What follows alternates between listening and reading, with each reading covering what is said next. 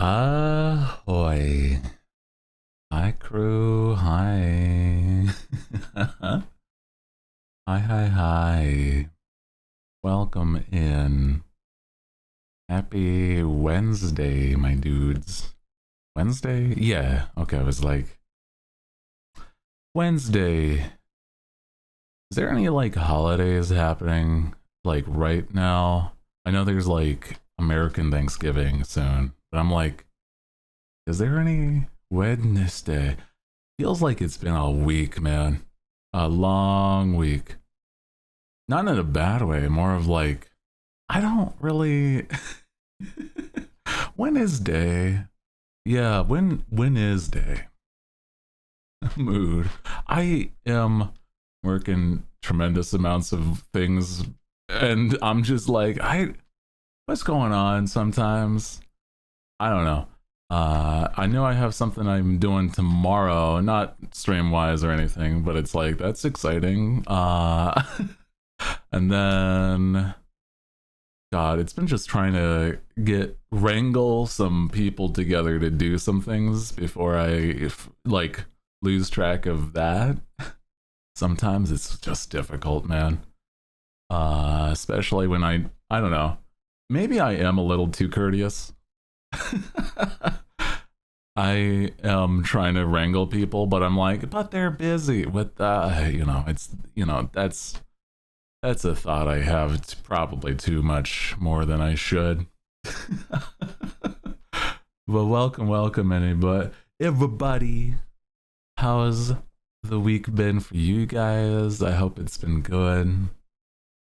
Hey, first aboard goes to Ruma. Diabs. There you go. Finally, a day in this week that we haven't had somebody redeem it like 3 hours in or 2 hours, whatever. Oh, man. Oh, man. I swear also, I'm sorry if I say your name wrong entirely. Like, legitimately, by this point, I'm trying to get people's names right. And I'm like, hey, maybe I just like not say anybody's name. But then it feels bad when they do things, you know? I'm like, I would like to avoid the streamer mishap that every streamer does and says somebody's name wrong every time and then forget and then ask for correction and then you know what I mean? Yeah, just say, hey, crew member, hi, thank you for being first aboard, crew member. I mean, maybe. Way to go, you. That's so impersonal, though. I hate that. Oh, man. Also on YouTube, welcome in. I'm sorry. I saw it, but I forgot as we were starting up. Welcome aboard.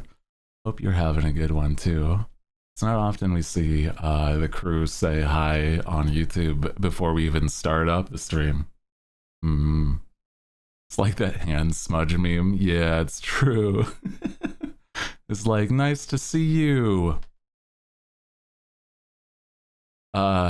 Crew. Oh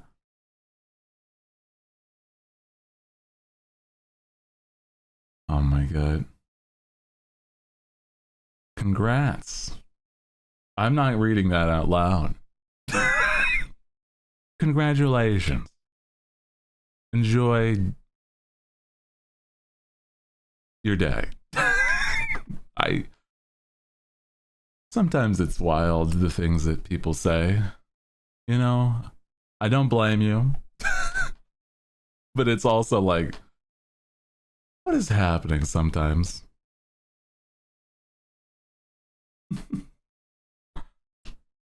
And is that what? Yeah. Do you want somebody to point a finger at you, say, haha, look at what you've done?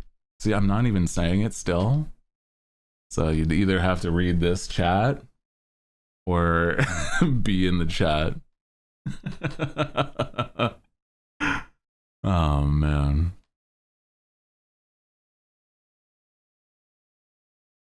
You know what's silly? I remember I was looking at Twitter, or I guess, you know, I don't remember. I think it was Twitter. Yeah. And it was like people that, you know, use their model and they don't move a lot. It looks so different than when you're actually puppeteering the model. Oh man.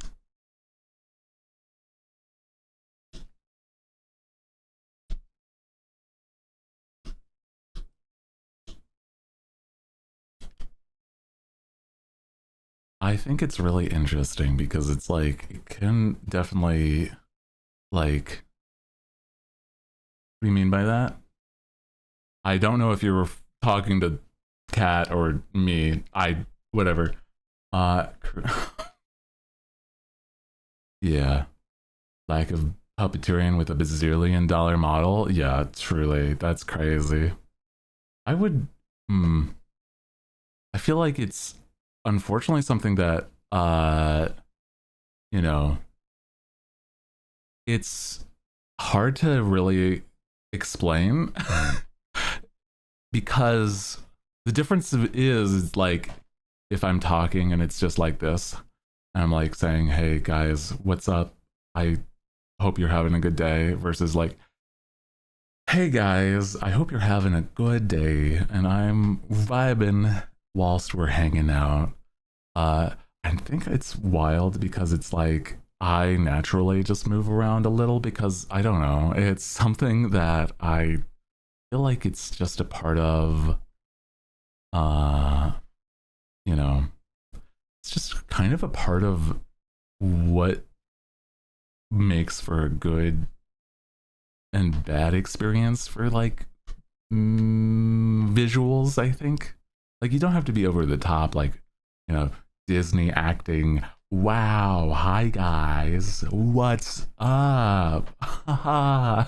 It's like, no, it's like you at least move a little whilst you're talking and then enunciate your, well, I don't know, you don't really even need to enunciate, but to like really showcase, yeah.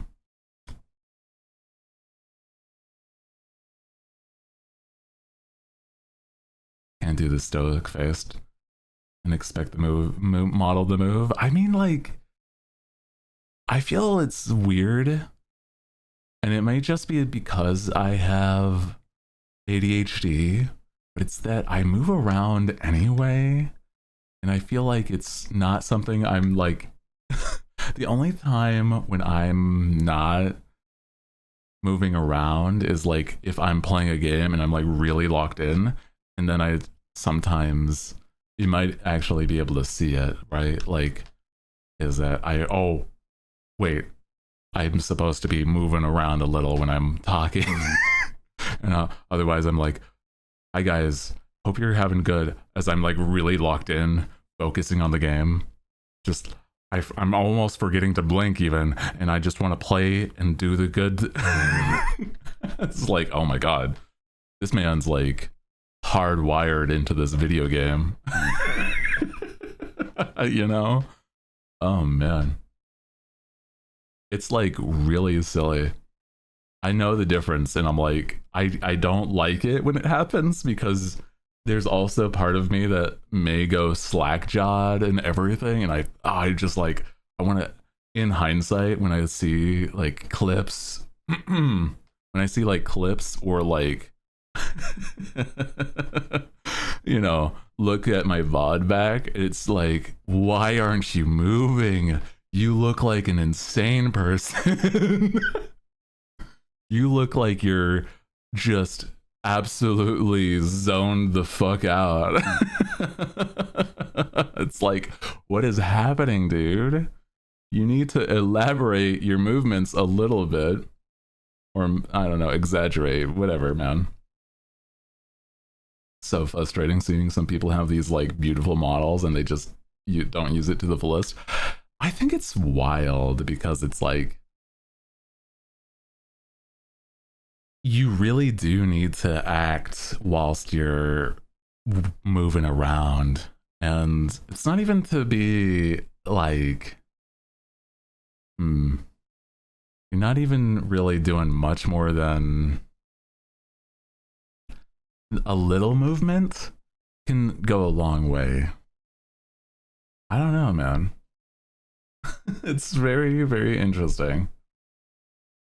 People being too blobby, that's also true. I agree. Then there's the other side of the spectrum, is that, you know, people being like, hey guys, how's it going? And I'm like, Jesus, stop. You're gonna give yourself literal whiplash.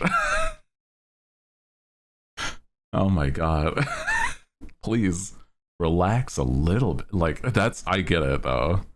But I mean, I don't know.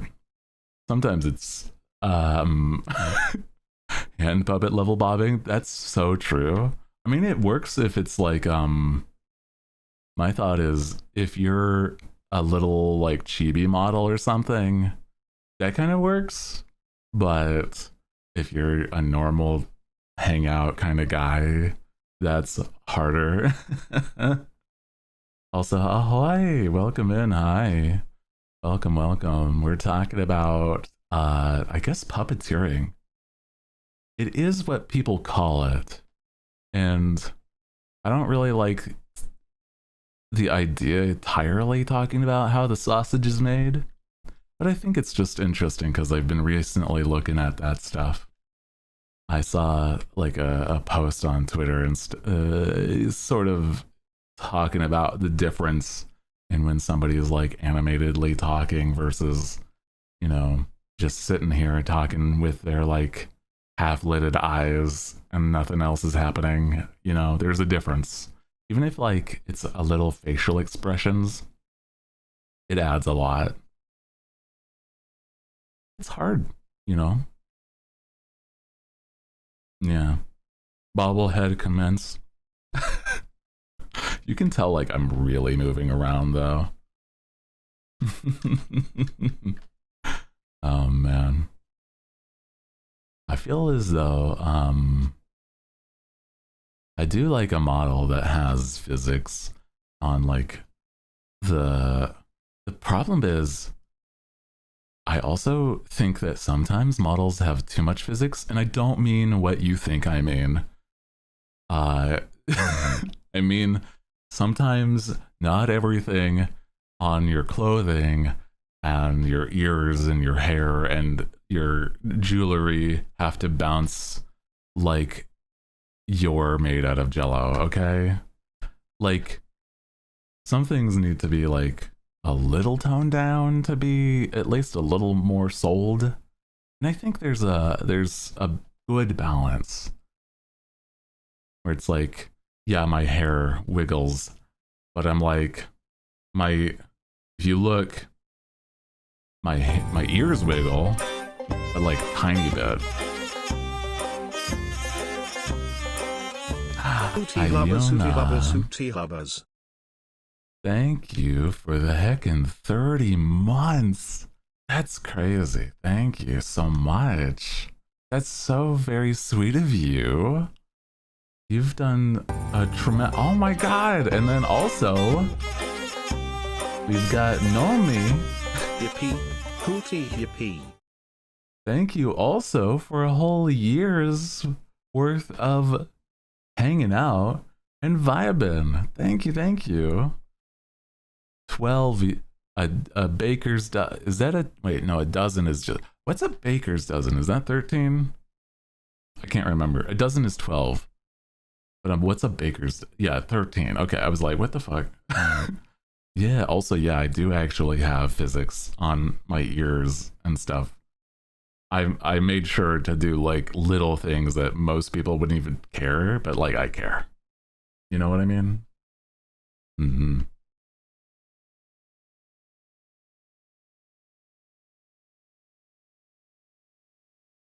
I think that it's interesting.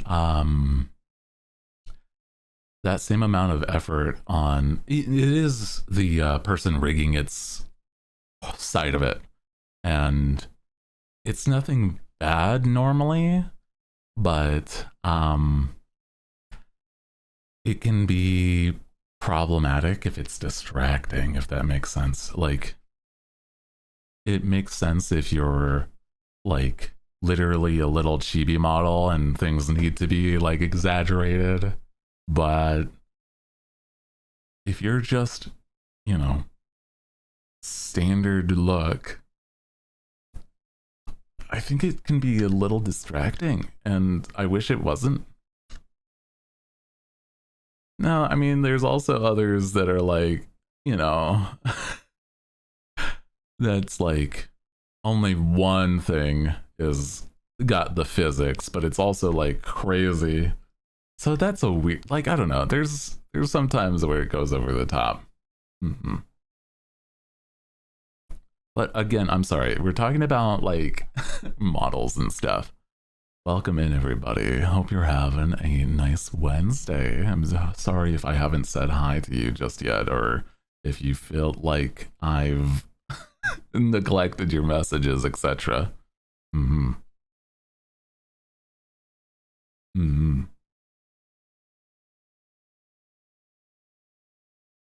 Did stream go down for anyone else? I don't see it go down on my side, but that's unfortunate if it's broken on YouTube. RLX Gnarlies can wait. Can star wait. These stars, but 3D is obvious on purpose. I kind of see it, yeah. It's all good on my end. Sorry, it's that we are multi-streaming, and on YouTube it I see Gaia say that it's possibly down. Died for a bit on YouTube. Oh, interesting. Twitch has been also having issues. I think that sometimes it's a little weird, but I try to make sure everything's all set. Oh my god. Thank you as well, Kat, for starting a hype train on. I swear, you guys are so sweet. Appreciate that. Thank you, thank you. I hope you're just taking care of yourself, okay? I hope, I don't know. Thank you. But I was saying though, before before getting a little distracted, is that I like models that just, I don't know, a little exaggeration, but not a lot. Just because it's a little fun that way. And I do also, I mean, it's fine that Pog, as the kids say. Sorry, I should let Pog, as the kids say. I should let TCS Brian say that message. I'm sorry. Where's the boy? I could have the hype train happen. I could send out the boy.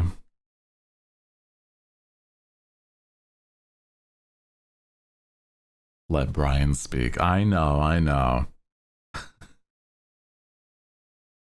I swear.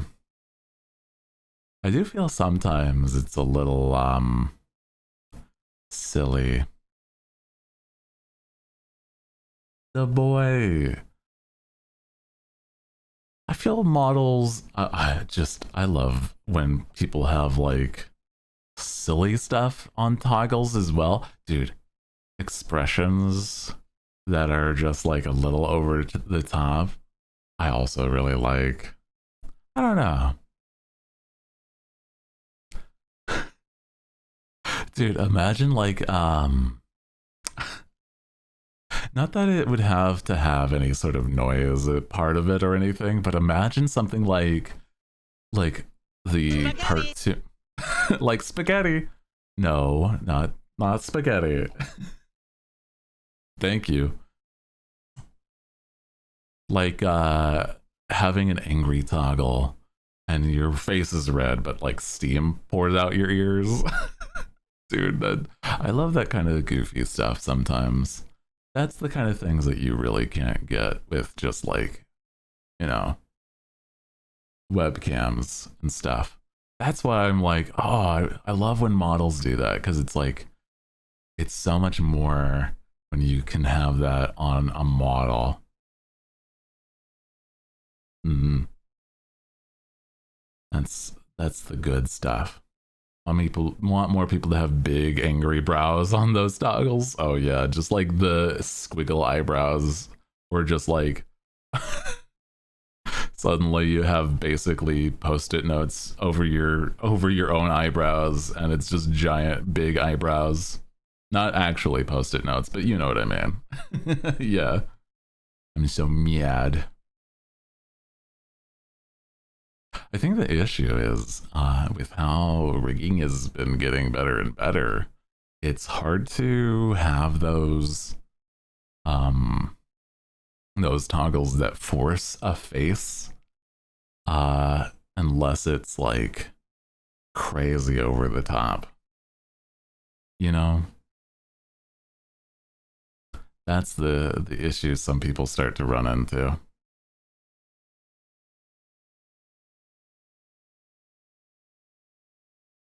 Like, if they have the same, like a forced angy, like a forced anger face, and they're not like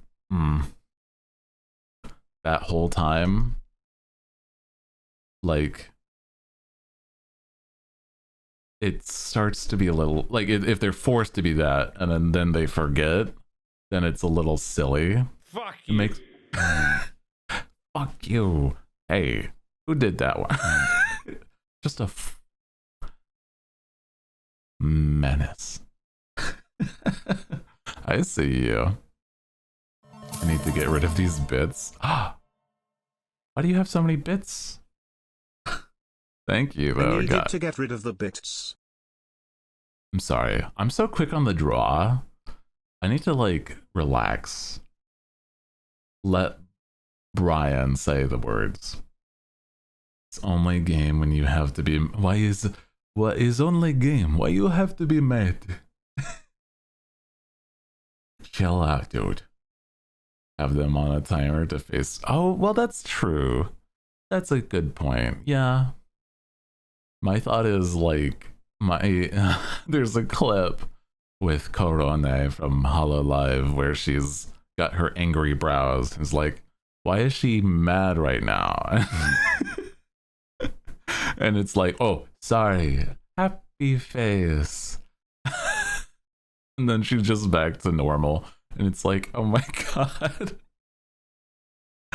That's so cute. Oh, sorry. She was just so focused on the game. She's got her gamer rage.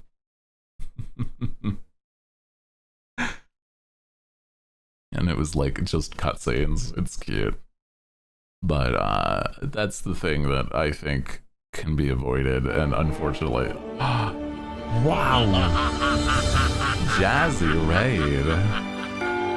Jazzy Raid. Wow, wow, wow. Jazzy Jammy rated my stream with 6 viewers. How is your stream? Welcome in, Jazzy Jammy. Welcome aboard. Fields of Mistra. I have heard of that. I know a friend of mine that plays that a bit. How are you enjoying it? It's like one of those comfy cozies, like farm sims, right? Welcome aboard. If you are new here, my name is Hooty, captain of the Hooligan Pirates. And today we're just basically yapping, having a good time.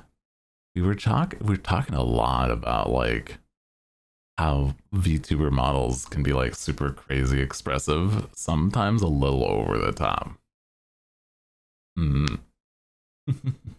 It's good stuff. But welcome over here. We're just like vibing. I don't know. Like, I've been meaning to just have a yapping, jamming Good time. Oh, new update. Yeah, I heard. I saw, I think, a video where you can put a hat on a cow, and it's very cute. Very comfy game. I might have to look into it. There's other games that I've also been wanting to play that I'm like, oh, maybe I play some of those too. Because I've heard. Now I don't know how people would like it. But I heard a game called Voices of the Void has had a recent update, and it's to the point where some people have had to reset their stuff. Evie, thank you. Thank you for gifting a sub. Thank you. Contributing to the hype train. You guys, thank you. You're very sweet.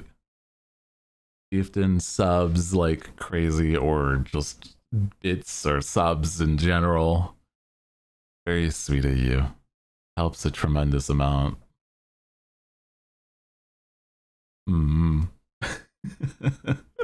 I can't thank you guys enough for trying to be just as sweet as you are, okay? Thank you. Welcome in. Holy, dude. Recent update. Ooh. Ah, I see. Yeah, a new update may mess up your game. So yeah, making a new save. The hype boat hungers. It's true. The boy, the lad, he hungers for more. But it's okay. Any amount was very sweet. Thank you so much for Hype Train. You guys were very sweet.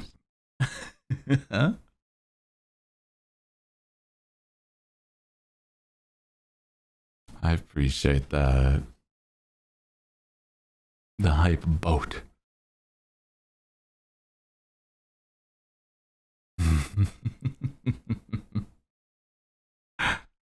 Very good stuff.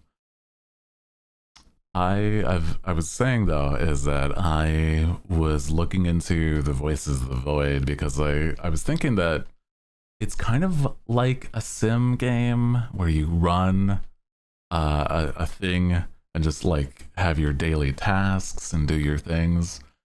And I realized it's like, you know, I haven't even given it a shot. I wonder if it's actually something I would really enjoy, as I know there's some times where it gets really spooky though, and it would just be like, oh, it's nice and comfy, and then suddenly it's terrifying. And it's like, I don't know, man. You know, I'm not like opposed to it. That's why I'm like, could be kind of goofy. I don't know much more than certain things, so could be a lot of fun. And then I was looking at other fun, silly games. I don't know, could possibly get back into could possibly get back into playing that TCG shop simulator. That's another really fun game. Ooh, and also, my goodness, I was just thinking, there was the idea that more cards, maybe.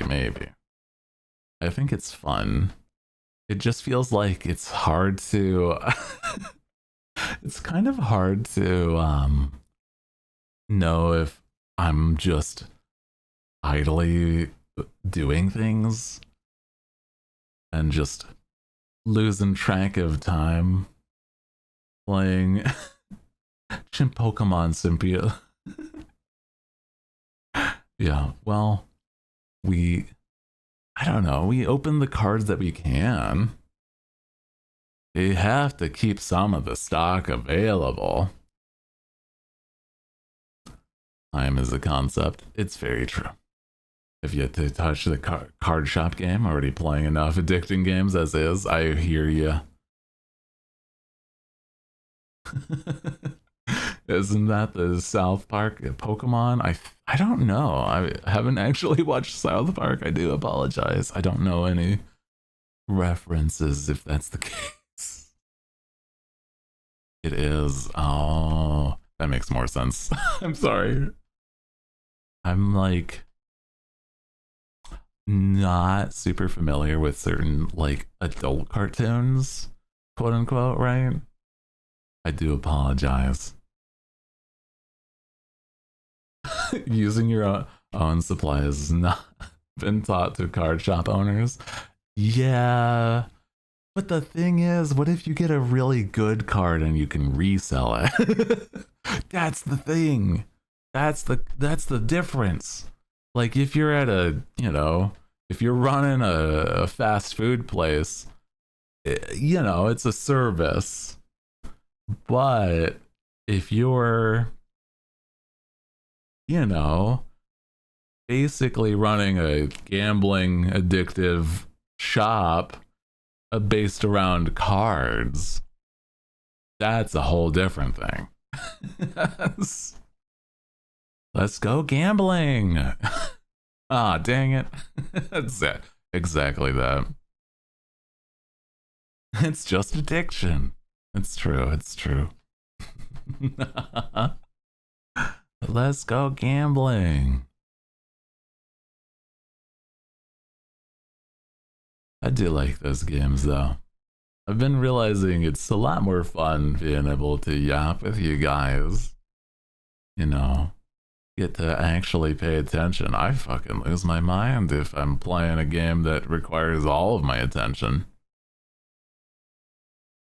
I realize, hey man, why stress when I can not and just do my little tasks, my daily tasks, have something to do and, enjoy it. There you go. Yippee. No stress, no worries, just no thoughts head empty.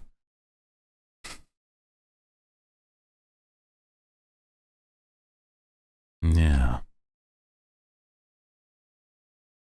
Part of me actually feels that's not a bad idea either. Like what? What games eat up all your brain RAM?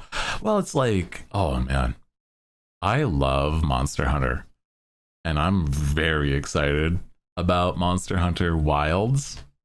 I'm also, it's gonna be something that I feel like I'll be very torn about when it comes to actually playing it on stream. Even then, it's like there's other games that are even worse. But I guess in part, I gotta find the easy to just play babby games, not worry about game, just play.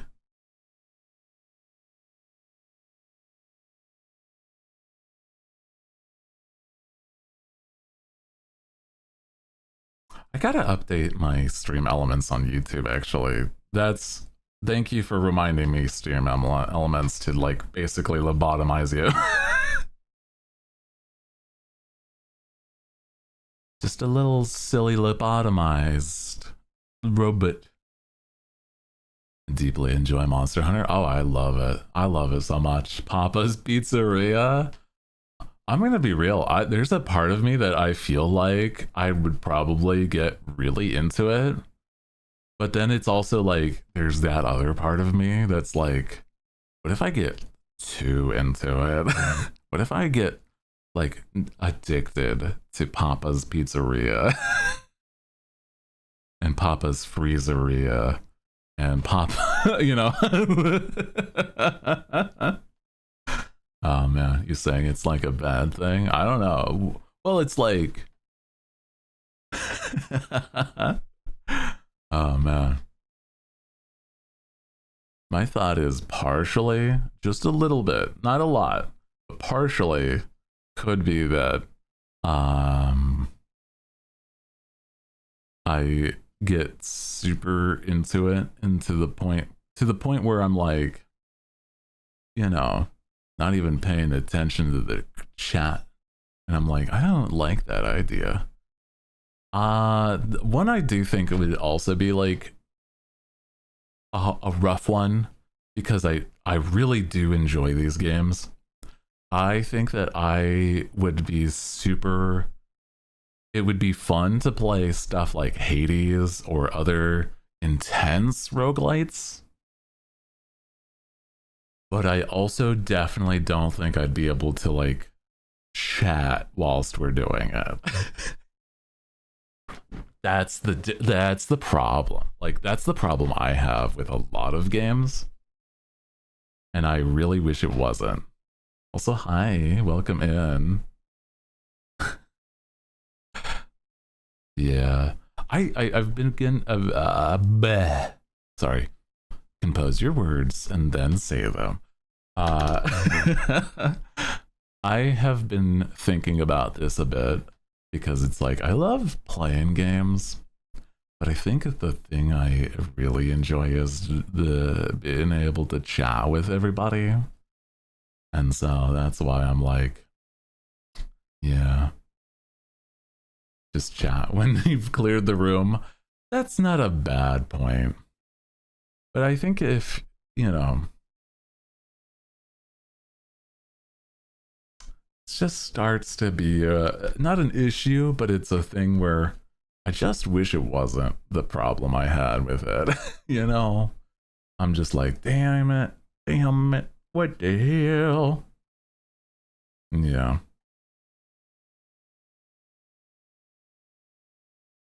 It's fine.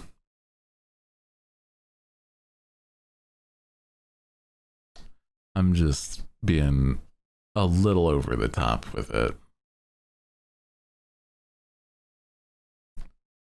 That's why I'm like, I would love to play these games, but it also feels like it'd be hard to have it be a stream game.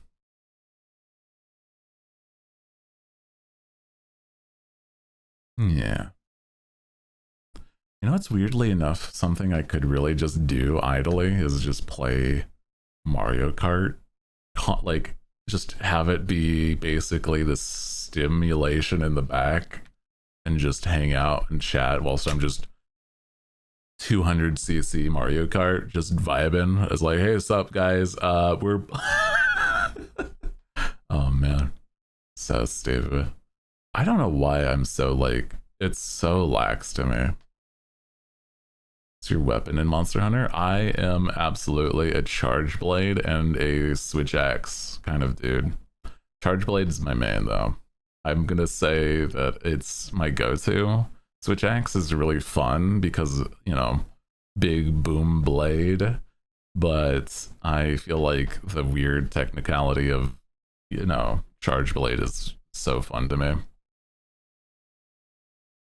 I don't know how you do that, and 200cc scares you. I don't normally do it, but like if I'm, that would be more of a challenge. It's 200. But 150 is like the norm.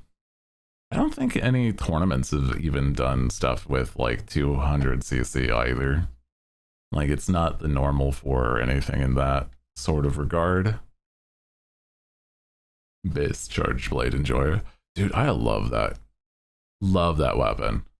Ever since like 4, I've been playing tremendous amounts of Charge Blade. And the little bit of the demo that I played of Monster Hunter Wilds has absolutely told me how much like the devs have been trying to make it even easier and more enjoyable to get into Charge Blade. And I love that. Like legitimately, it feels the best it's ever has. It in Wild's demo so far. And I'm like, God, I can't wait. You know what would be good for stream is possibly stuff like Vampire Survivors, which is so weird because it's like, that's the type of game where it feels like you should be just losing your mind, but it's not that hard to like just idly do your little task whilst you're playing Vampire Survivors. Or I suppose there's the Hololive one where it's like all of these anime girls as the characters you're playing, and it's very cute and a lot of Hololive references. I think that's pretty good too.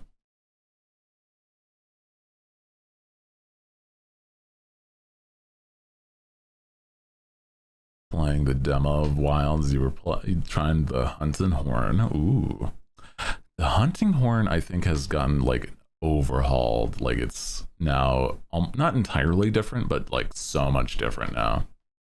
Both just got big updates. It's true. It's true. Yeah, those both have gotten updates. I know that the Vampire Survivors has the Castlevania DLC, and then Hololive's the Hollow Cure is what it's called. I have it because it's a free game. But Hollow Cure is something that, is just free to play. So if you actually ever wanted to, it's something that you could just play without any any worry, and play Vampire Survivors and be invested in a movie at the same time. Truly, yeah, no, it's crazy. I feel that though. It's like it's like having a sink for your attention whilst you're focusing on something else, right? Free stuff is free. Free is good. Yeah, I agree. Free is good.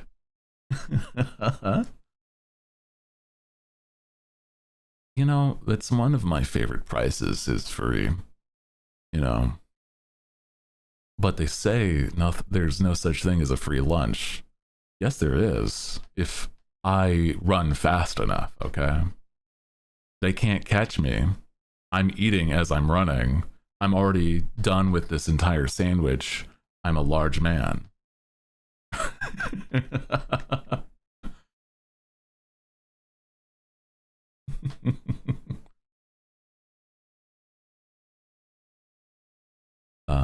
I just realized though, it's like recently since I've tried more and more of these like survival games also could be pretty fun though. What I meant was something involving like the simulation games have absolutely been very like no thoughts head empty fun gameplay, and I love that. Also, welcome in. Hi, welcome in. We are vibing today, hanging out, chatting. How you doing? NFL running back speed eating a sandwich. Yeah. Oh man. I feel like I'd be more of a, what are they called? Oh geez, a lineman for football. Those dudes that are, it's football talk. It's nobody wants to hear this. I know too much about actual sports, and half of, or if not all of our audience here is like, sports ball. And I'm like, I actually do know and have gotten invested and have been to football games. Like, whatever, but it's fine. I love football. I hate football. Really? Interesting. I feel like if there's a video game I would love to play for the fact that I would just be like a shoutcaster. Like there is a college football game that lets you pit the CPUs against other CPUs, and it's like it would be really funny to just shoutcast games like that. Oh, I want to do that. That would be so goofy. And then we just have bets with channel points and stuff. Like, that would be so good. I don't know how I would like get a hold of a copy of it though, is the problem. It's like a 2010 game or something like that. It's not a modern thing. There's a few other games that we could do stuff like that though. Run computer tournaments and stuff in video games. It'd be fun. Shoutcasting at the computers, like, what are they doing? You know? That would be goofy.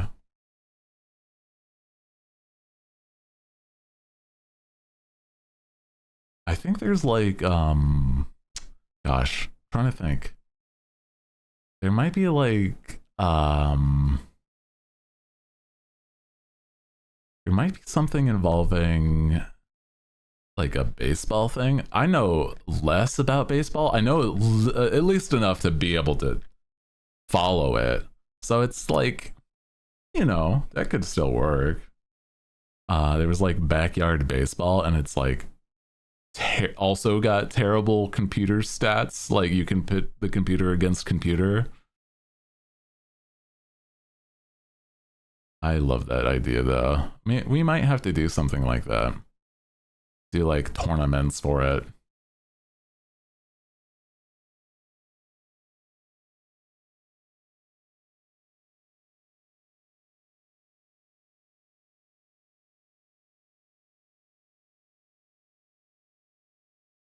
Yeah, sillies. Can we make?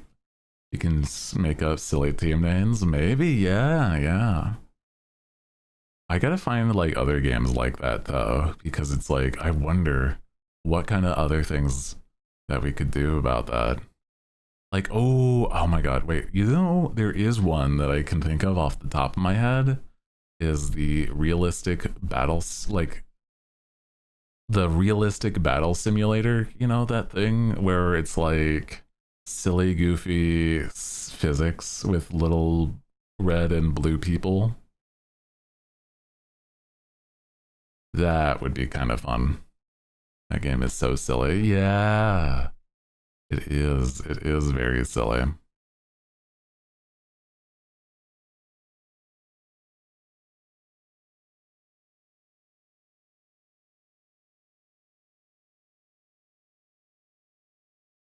Realistic battle, like super realistic battle simulator or something like that. I can't remember. But yeah, it's really good. I love that idea. Have a fighting tournament or something. Is this a lo-fi version of a Stardew song? It is. It is.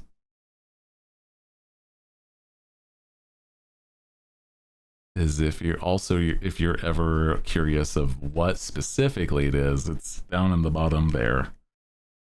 So that you might be if you want to put it on your own playlist. It's, you know.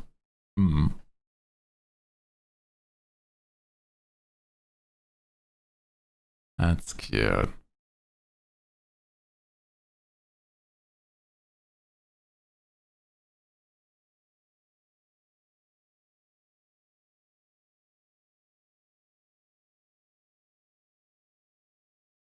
I think there's so many fun little like games though. Running a shop. Dude, I want to play, oh, you know, it's a game that I just remembered. I want to play Potionomics. I I've not ever given it a shot, and I think it only recently came out. When did it come out? No, wait, no. What am I thinking of? I think it got an update recently. It released in 2022, from what I'm saying. What am I thinking of? Huh. Making fried rice. Yeah, enjoy dinner. Don't worry, don't worry.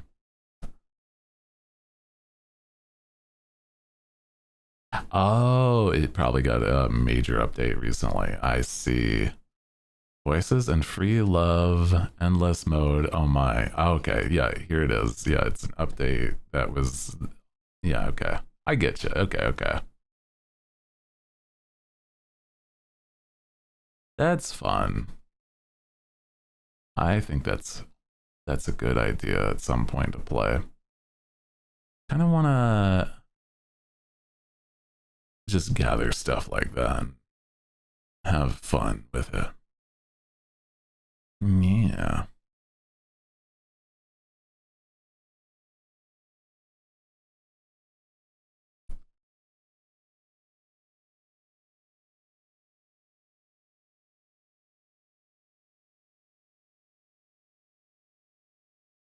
Oh, you know what else just got a full release? Luma Island, the fun treasure hunting farm game, just got a release. And I'm excited. It's a good time, dude. It's so fun already, and I'm already invested. We played the demo, and it was apparently only 5 days, and I'm like, God, I want more already. It's so good. For those that did not see, it is one that's like just so good, and I hope that like it takes off more than it already has. I don't know if I'm going to be able to be the driving force for that, but like I want to show you guys. Hold on. Let me get the trailer.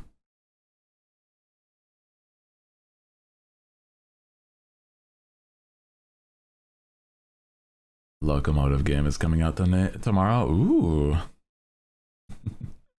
Do you guys like trains? I like trains. Hold on.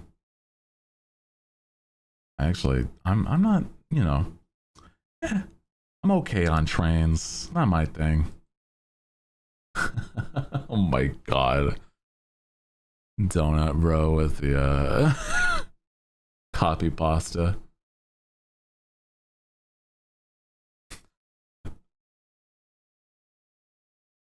What is happening there? Like, what's up?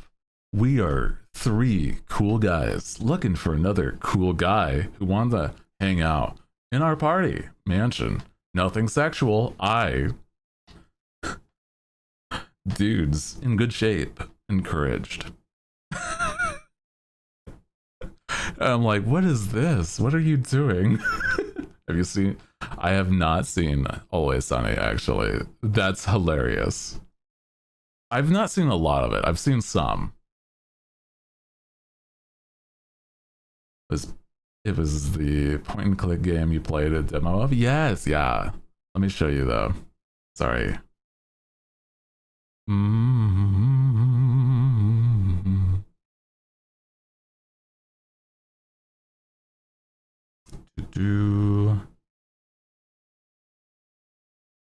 It's trying to get the sound set up. There we go.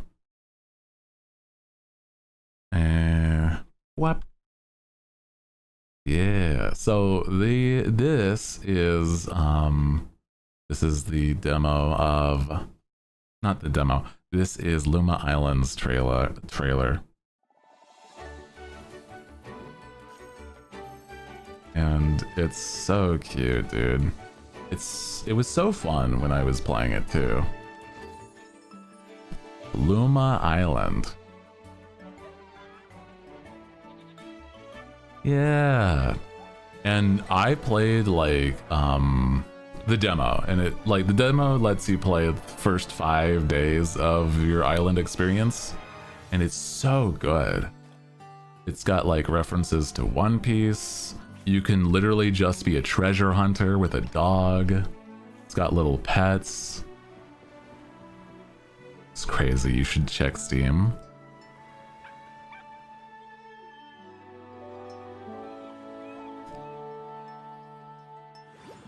Luma Island. Out now. Yippee! Very, very exciting. Let me see. What did you do? Oh my goodness. You received a gift. Luma Island. Oh my god. You're a menace, I swear. Thank you so much, Gaia, for gifting the game. No way, Luma Island. Oh my god, you're so sweet. Appreciate that. Thank you. That is also one that I'm like, we could absolutely get in. What are the odds? But yes, it's good. I don't know if my save will continue forward. Like I said, it's only was 5 days worth in the game, so we're probably fine. Thank you. I honestly feel like it's the type of game I'll really dive into, and I will love to play it whilst we're hanging out. So, hell yeah. I gotta set up something then, because it's also, I mean, I don't know, I'm like, oh, what if I got other friends to play? But no, it's probably more likely that it'd be like just for us.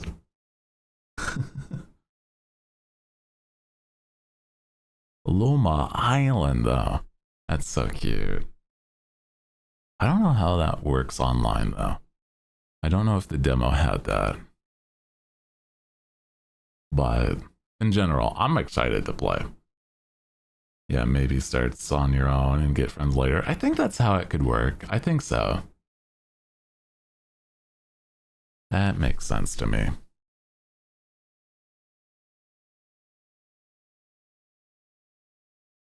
But I also, man, I just remembered, another free game has just been like, I think that one I want to play, despite the fact that it's no longer spooky season, is Voices of the Void, just because I know nothing, and I think it might be a good place to start at, like, hey, this is an update that's kind of made people restart their progress.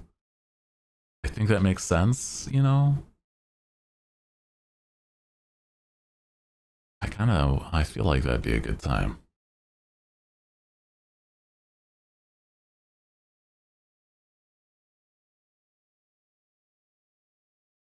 Man, I love this.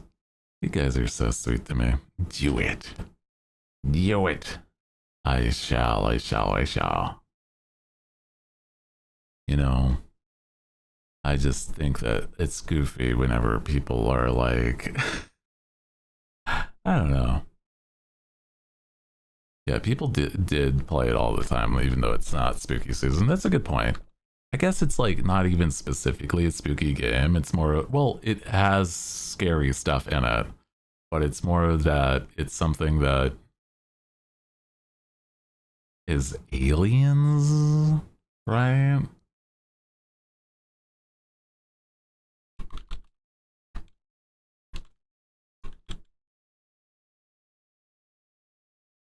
I don't actually know. I only know some things that, like, you're, I guess, an observer toward, to like uh just keeping track of things, and then weird stuff happens on the occasion. I don't know exactly what happens, but it seems wild.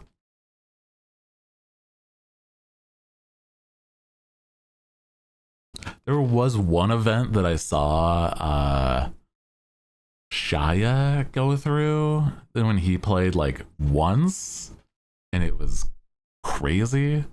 And then every now and then I've seen Grimmy play it, but not more than like just having her on in the back while she's playing. It's like paranormal things in general, like aliens, SCP type things. Yes. Like I saw that at one point, when Shia was playing, the sun turned into a sensor thing and melted his skin. Like every time he went outside, it forced him to stare at the sun, and then it melted him slowly.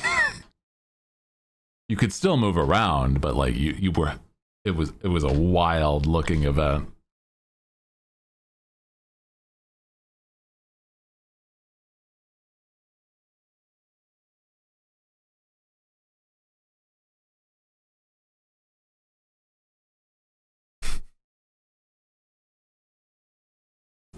That one's crazy. I don't know what to expect if I were to boot it up, right? Turns people into blobs. Yeah, that makes sense. That sounds like a bad way to perish. Yeah. I wouldn't enjoy that. I would like to maintain my non-blob form. Oh, it sucks. Yeah. No, I think a lot of... Oh, man. I also don't know much about SCPs. So if there's like references to certain SCPs or whatever, I would be absolutely out of the loop. But it's so interesting. The stories people write are horrifying. You know what I love is when I've seen certain SCPs. Like, it's not often, but it's like every now and then I've seen SCP stuff where it's like straight up just goofy more than anything. Where I remember there was this story about an SCP on the SCP stuff. I don't remember what it is, the number or whatnot, but it was a story where there is this SCP apparently that is like a normal man that for whatever reason somehow ends up in the wildest places physically imaginable. And he's just a normal guy, but he somehow is like, I keep on ending up here. I got lost. I'm sorry. Can you help me? It's like, how are you physically here? We are at the bottom of the ocean. I was just looking for the Whole Foods section. So I tell you, I'm sorry, but I'm lost. And I'm Jeff? We love Jeff. Yeah. It's like, I keep running into you. We should be friends on Facebook. And it's like, oh my God.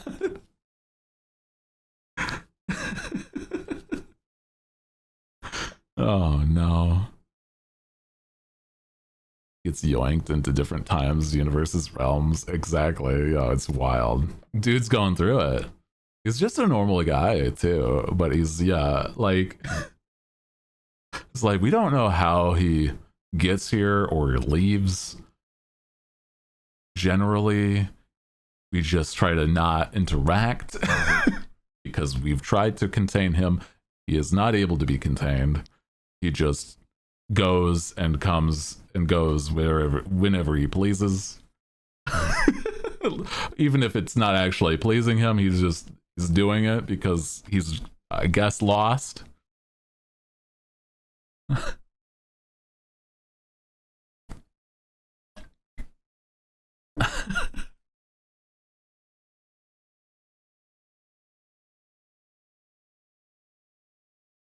So wild.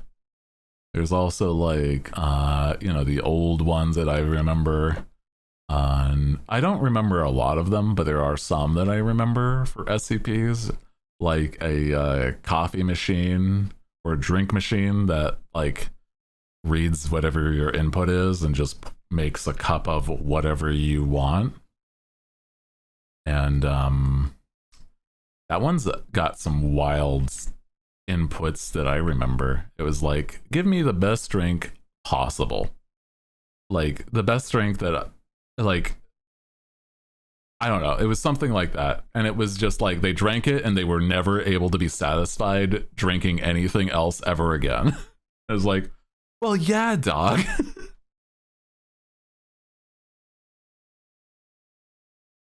The Blood Lake, Paper Dragons, and 3000 will always be my favorites. Yeah. The dragons hurt my head. I feel like I've seen a reference to something like that, but I don't know what it is. I'm super unfamiliar with stuff involving SCPs, like I said, but it seems so interesting on the occasions that, like, they are referenced when it's not always like, oh, this is a monster that just rips your skin off. I was like, let's have a little flavor to it.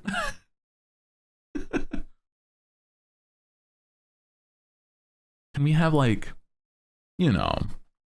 some fun?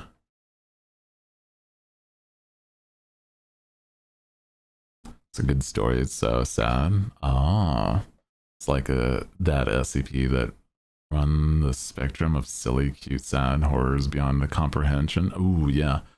I remember, oh, there was one I heard about recently.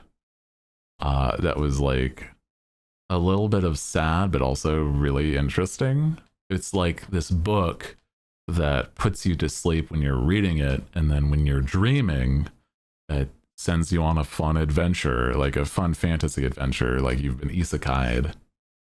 And then you just, when you wake up, you still remember everything, and it's just like, oh yeah, that was fun. That's it. But there was, oh man. And then there's like a part of that where it's like somebody got too into it and then they took their own life, and I'm like, oh, that's a fuck. And then the book got sad. They made the book sad. And then, you know, they gave the book therapy, and now the book is better. It's like, I'm sorry, I didn't mean to, is what the book wrote. And I'm like, oh.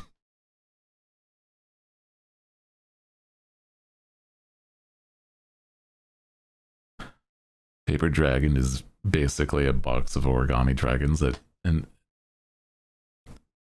are in their own dimensions as actual dragons, and they are the last of, oh, box of, oh, interesting. You know, my heart, I know, man, it's sad. Like, there's ones that I'm like, oh, that's so upsetting. And why? I guess there's like ones that I remember seeing in like some games, but that's about it. There's like a Dalmatian that you can't see, but if you take photos of it, that's the only time you can see it, because you can hear it and stuff, and it's like, oh, that's an invisible Dalmatian. Okay. Cute. Okay. Don't know if there's anything else to it, but it's like, that's something I know. I like the mundane SCPs that aren't really much going on other than that. Book was so sad. Dude, imagine though, like, going in and having a fun fantasy adventure. It's like, you know, you could just do it again. Just read the book some more.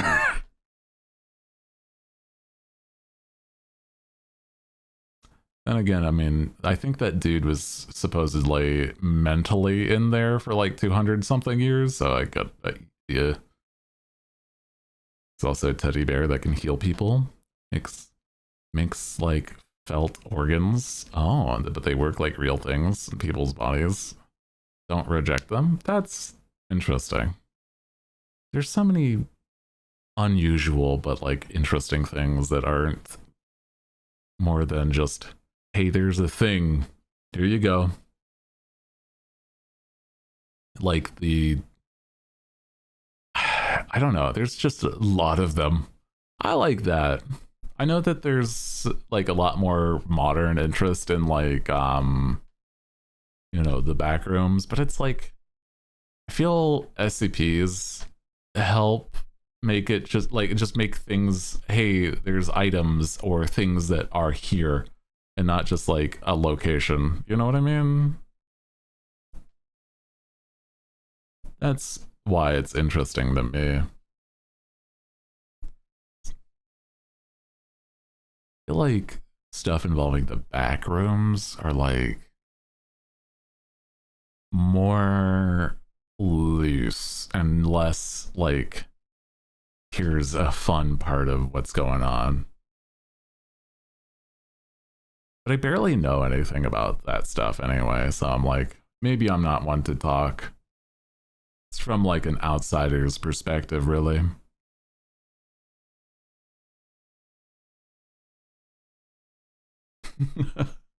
I feel like a lot of the time,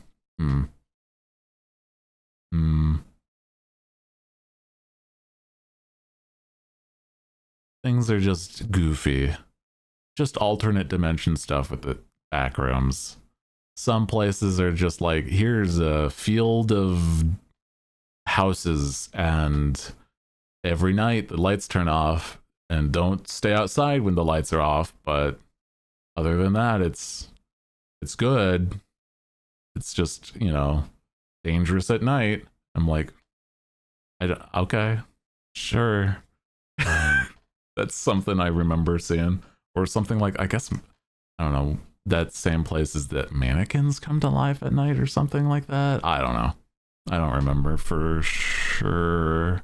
But I don't know. Sometimes people really make it like interesting on the occasion. It's interesting.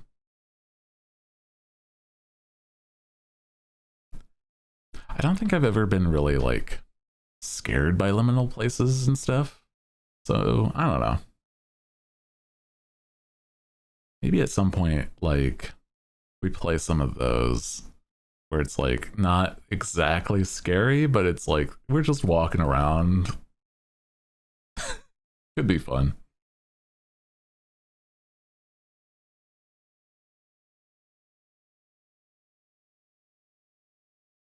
Liminal spaces are interesting. I do think so too.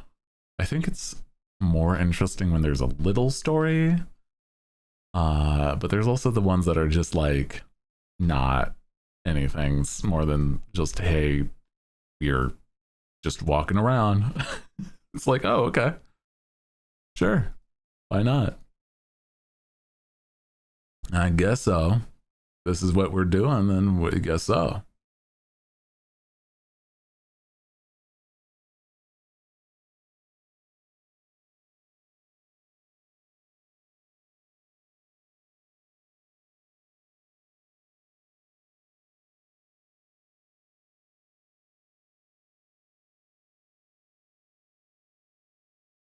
Sorry, I'm also just vibing to the beat background music. You've got some Persona songs starting up, and I'm like, oof. It's good stuff, man. I love, like, yeah, the Persona soundtrack is so good. I think that the music that I don't know if it's like specifically that Atlas makes the music, but there's a few games that have just amazing music in their roster, and I'm like, this is so nice. Even if it's like still slightly remixed to be, you know, like a little more lo-fi, I think that it's not really even changing that much. It's crazy.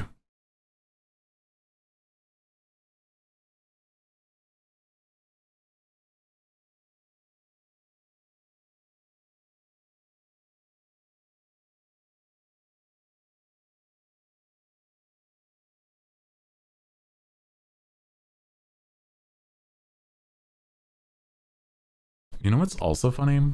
Sorry, I'm like, there is, you know,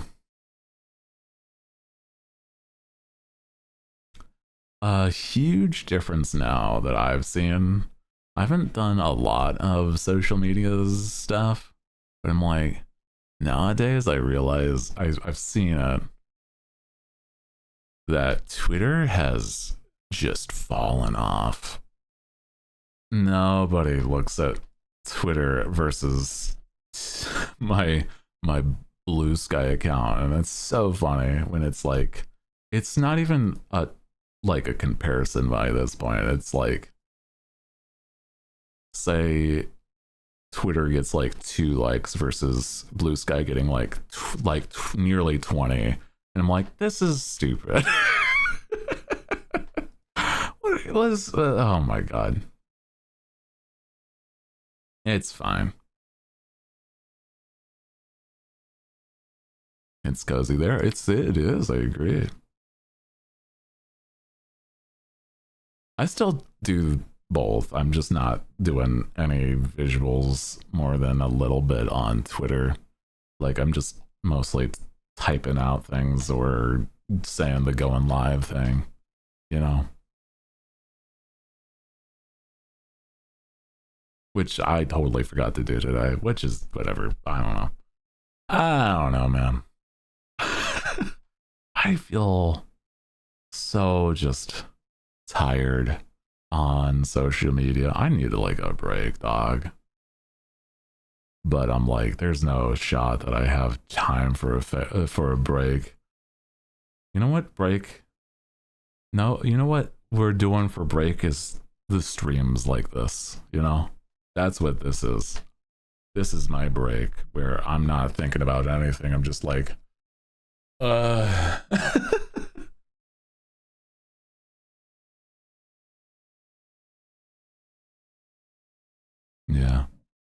Take time for yourself. You know, you say that, but there's just a lot of things that needs to be done, man. If I had the money, I would. I don't. I would just pay people to do these things, but I don't. So I don't. Oh man, I want this done. Well, gotta do it. Oh, that's okay. I mean, that's just, you know, how it is. It's not a bad thing. It's just how it is. Like, I just like hanging out and I want to just be able to do it more easily. You know what I mean?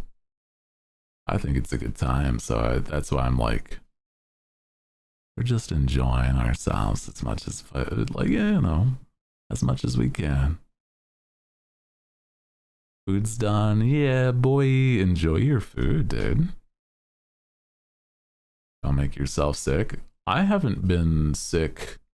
The only time I've ever been sick is when I was at like a convention, and afterwards, that was like the only time within the last nearly 5 years. I know how to pace myself pretty well. I don't think I'm somebody that you need to worry about. I think the only issue is possibly there's been times where I've nearly burnt out, but I recognize that, and so I take a couple more days or a day to myself. But that's about it. I don't know. It's not that I just enjoy what I do, man. That's a part of it. Like, I don't feel as though I have any, well, you know, I put a lot of pressure on myself, but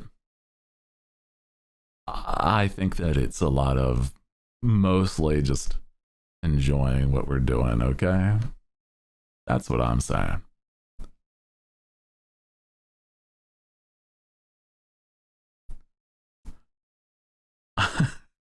To give you like a perspective, I'm probably one of the healthiest people you'll ever find as a VTuber, despite certain other things. I'm healthy, but not. It's a complicated thing. I think if anything, I just got to work on my mental. I'm also, well, I don't want to get into that. There's other things that I deal with medically, but it's like that's not a it's not like a oh, I'm now sick. It's more like, oh, I've been dealing with that like for my life. That's it, you know. But I'm used to that. You know what I mean? Well, without getting into details.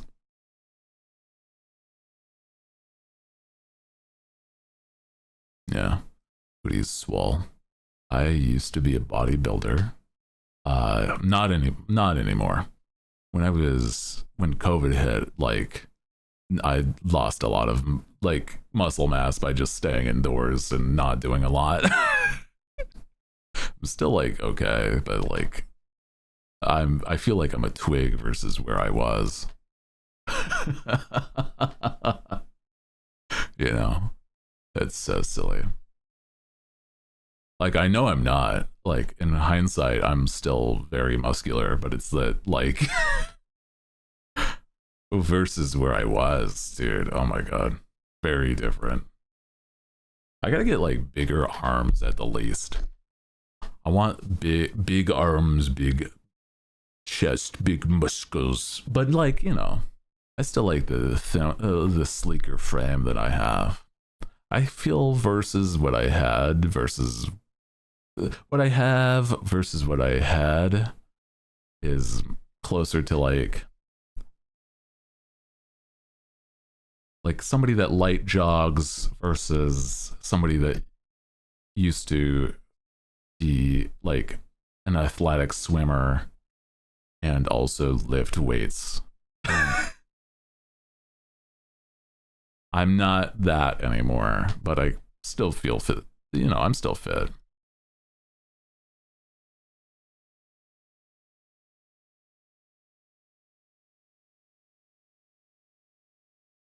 Snatched cap.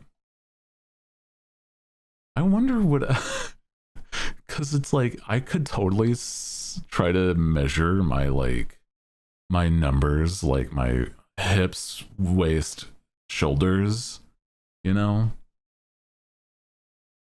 hips, waist, chest, etc. And it'd be like, this man is triangle shaped, basically. This man is like Johnny Bravo.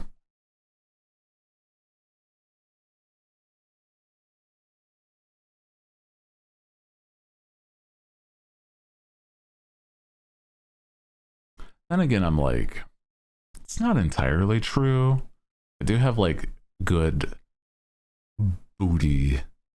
So I'm like, it's not true then. It's like slightly more hourglassed, but still like definitely top heavy. Yeah. Goal is to be able to bench my body weight when I'm 40. Oh, that's not a bad goal though. Yeah.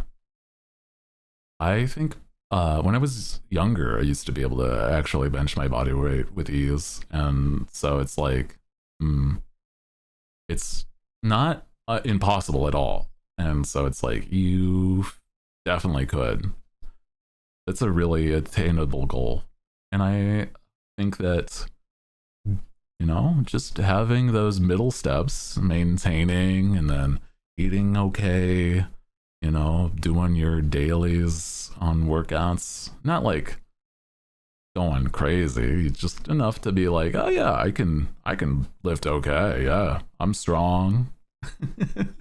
Snatched with a cake. Yeah.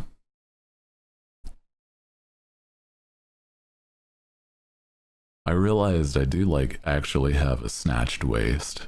And that's really funny in hindsight.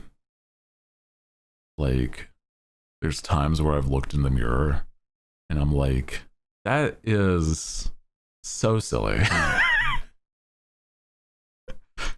It's just really funny sometimes.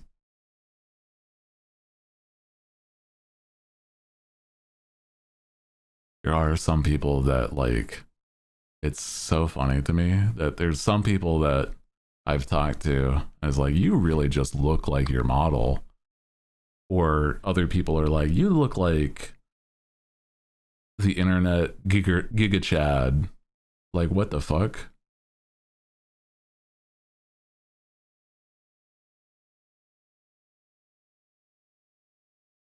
So silly.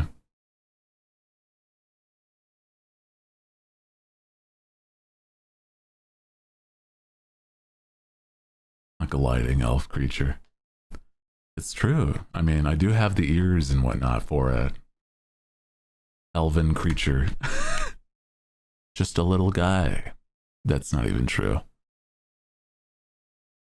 I mean, I do walk with no bounce into my step.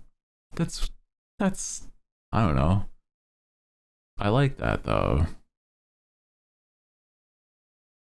I feel like it'd be bothersome if I bounced as I walked.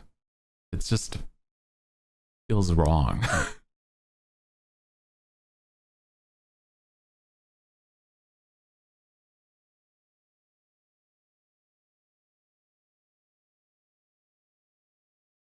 I think that it's like really silly in hindsight.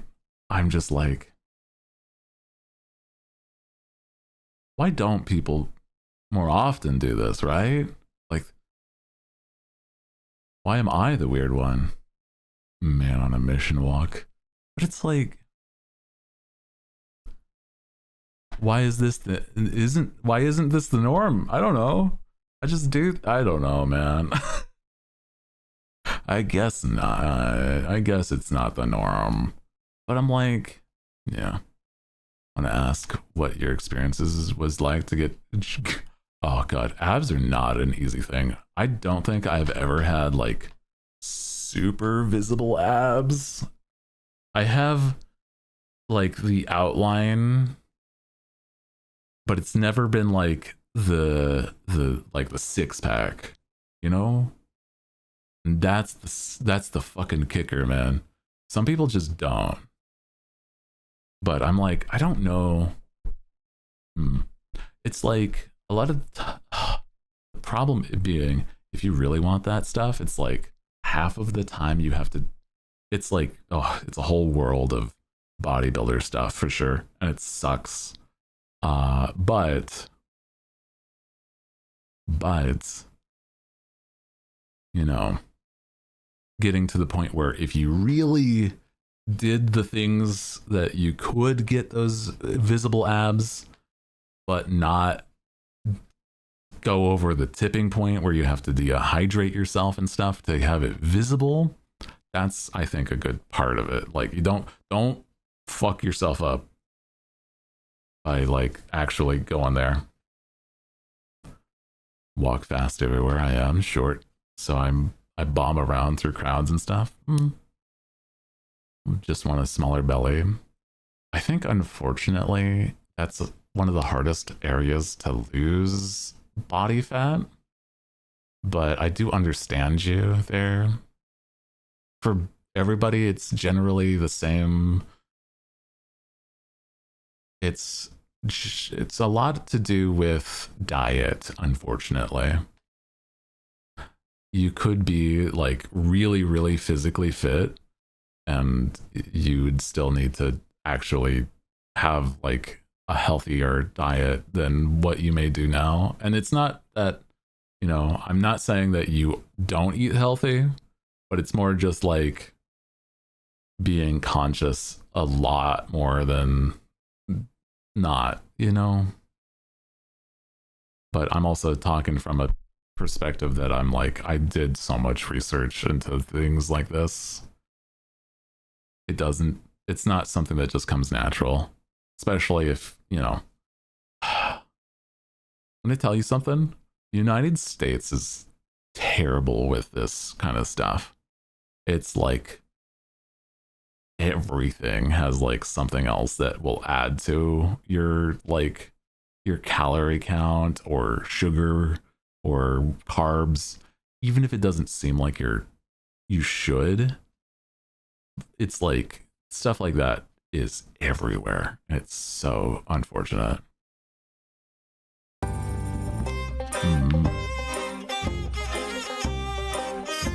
Hey. Ahoy. Hey. I've been in the Ahoy. dark too long. Now I will come to the light now. Come to the light. Thank you, Hamgi, for 16 years, part of the stream, part of the crew. Welcome aboard. Welcome back. It's nice to have you. Lower core workouts do not automatically give you abs. It's true. It's true. I mean, you will have good ab muscles, but it won't give you visible abs for sure. Also, like the things that like, oh man, people have so many like really stringent ideas on what they want to look like. And half of the time, it's those images in their head is a lot harder to actually get, even if it's like slightly obtainable. It's more like you're gonna get close, but often it's like you have to uproot your lifestyle, and it's not something a lot of people can really do. Was in the stream silent? Oh, it's all good. Don't worry. It's gone for too long. Oh, We're talking about being fit, muscles, working out, having a good time. I mean, I weirdly enough know a tremendous amount about it, but it's like, yeah, half of the time, when it comes to what people want out of their like workout, it is good, but more often than not, it will have to do with your diet. And so it's like, yeah, being fit this month. Yeah, Thanksgiving is all about being fat in some countries. Yeah, well, oh man, big meal for Thanksgiving. I think they, how do I say this? My diets, the way I eat is like probably so unusual. Half of the time, I just have like tons and tons of protein, and that's good for a guy. Unfortunately, I'm not as familiar with like what kind of diet really helps with maintaining with ladies or more feminine people, feminine presenting people. And I'm like, generally, like protein is something that like I consume like probably pounds of every day. And I'm like, this is so stupid. Because it's like every on the daily, I have like at least 2 chicken thighs, and then, well, I mean, like that's my go-to. Not always, but like a pound of meat per day. Hmm. Growing up, your body changes, so you need to change your diet again. Oh, it's true. Yeah, it's true. I also, yeah, there's like, this is generally stuff like if you're full a grown ass adult, like, oh man, your ham sandwiches that has no bread, just more ham. Yeah, just do a turkey sandwich, but the slices of bread are just like fried turkey, so it's like you just got solid chunks of turkey, and then like this, and then the cuts of turkey, and then it's like, yeah, we're good, man. Have you ever seen that, like a chicken sandwich that's like the outsides are the chicken that's fried, and the inside is the cut chicken? I've seen people do that. It's so funny, but it's like, God, it's delicious. It's so tasty. Oh my God. Especially when it's actually cooked right. Oh my God. That's like that's just a solid meat sandwich. There's no, the bread is breading at the most. And oh my God, they're delicious. They're not always good for you. Lot of protein if you actually do it yourself, though. I've done it. I'm not gonna lie. I actually made homemade version of that, and it's so tasty. Oh, I mean, just today I had like literally two chicken thighs right before stream.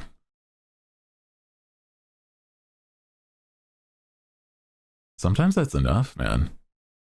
For me, at least. Other times I'm like, I need big meal, like crazy big meal. Yeah.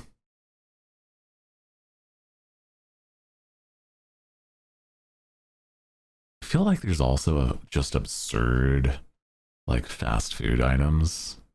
I'm trying to think. There's got to be like others that have. Hmm,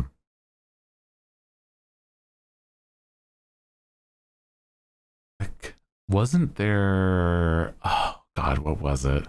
Because I know that there was yeah, it was like KFC did the chicken sandwich, or what I don't even know what they called it, but it was definitely wild.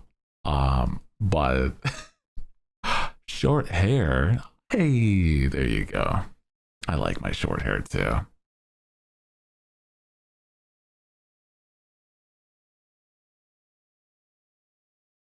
I'm just like, wasn't there like the McRib or something that's also McDonald's? Yeah. I don't know if that's actually any good. Is McDonald's or Burger King that had the pizza? Oh yeah.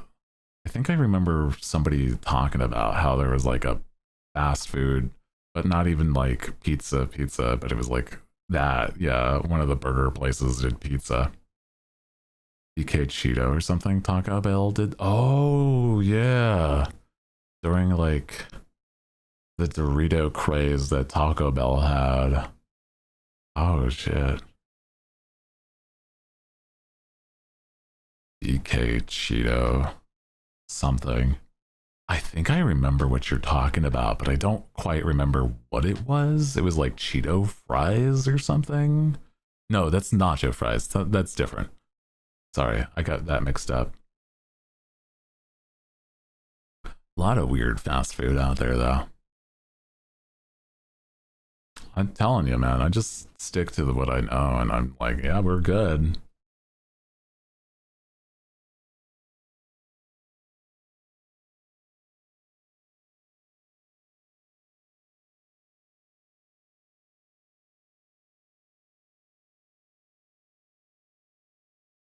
There's got to be like, I don't know.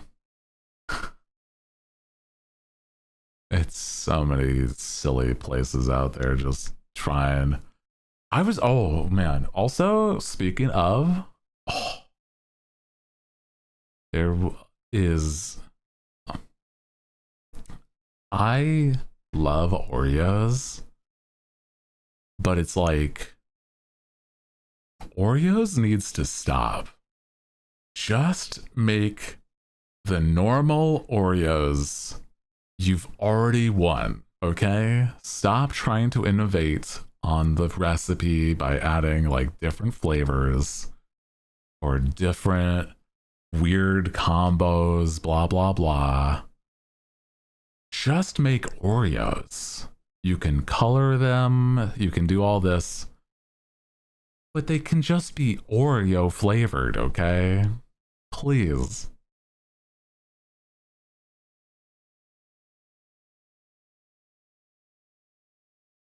Heard about Sour Patch Kid Oreos? Have you tried it? I have not tried it. I feel like I've heard about it before, but I don't know it. A vague memory of Cheetos dust you put on your fries at Burger King. You take like a bag and dust them over. Does anyone remember that? Ooh. I don't know. Huh.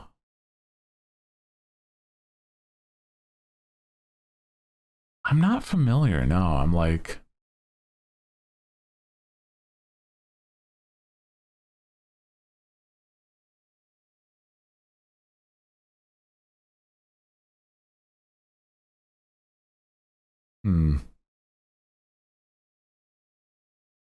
mangoes, Oreos. Oh God, that sounds terrifying.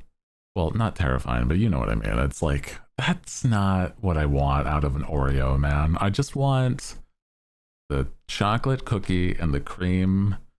That's it. I don't want like the reason I bring this up because I just remembered that I was talking with Gaia about this kind of stuff because we're just like, oh, food stuff. And it's that apparently for the what's it? The in tandem with the movie, the Wicked movie or whatever, there's different flavored Oreos that are called Green Elixir which is, it's got green inside. Don't know what flavor it is. Or bubblegum Oreo. And I'm like, what are you, stop having the almost just the worst ideas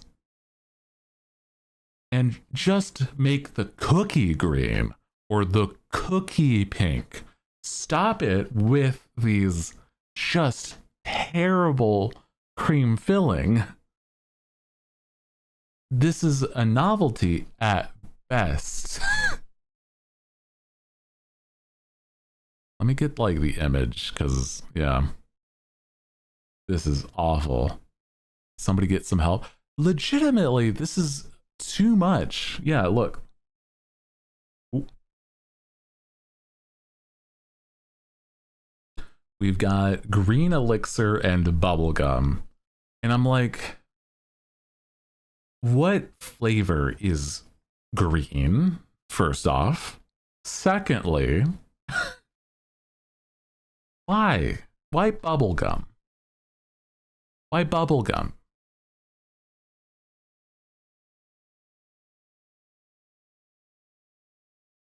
I just don't understand the thought process. You can do this same marketing and just make the cookie green or the cookie itself pink. Yes, that's going to be a lot of dye. You do that already with the goddamned cream, okay? Just stop it. If the green elixir is green apple flavor, I'm burying something. Oh my god. She travels in a bubble? Yeah. You know what?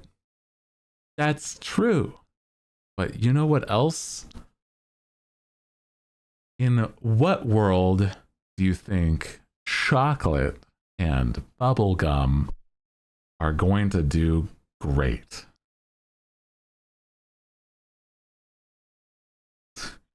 I don't believe so. I love Oreos. I don't like these.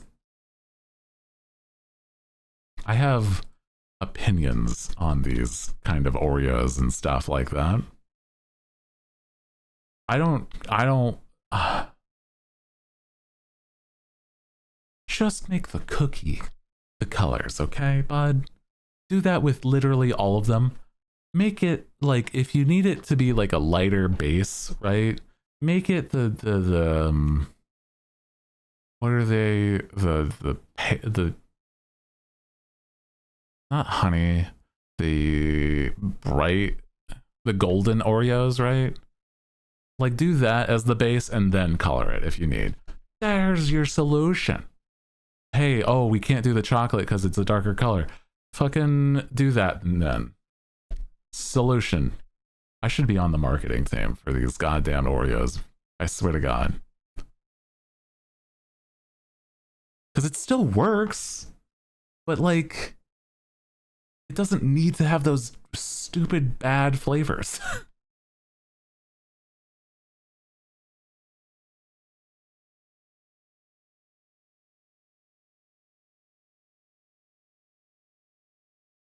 Or do what they did with the Pokemon Oreos and make the Pokemon faces on regular Oreos. Exactly.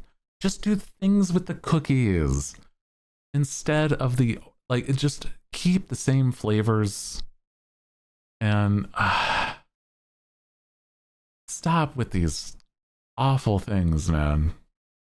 I have never met a soul who says they'd much rather the other flavors than a normal just cook like Oreo. Yeah, double stuff is fine, like etc. Fucking still though, it's the same flavor. You did it. You won. One and done, man. Well, the golden Oreo, that's fine. Like, it's not my go-to. I would say I still prefer the normal Oreo, i.e., they did it already. Like they're done. Stop.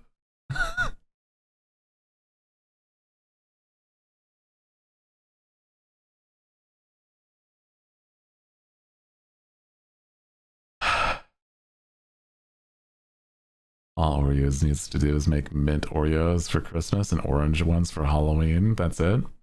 I mean, even if you just color the, yeah, sure, the orange ones can be for Halloween where it's like, you know, the inside is orange. But even then, I'm like, or do like actual flavors, like that cookies are.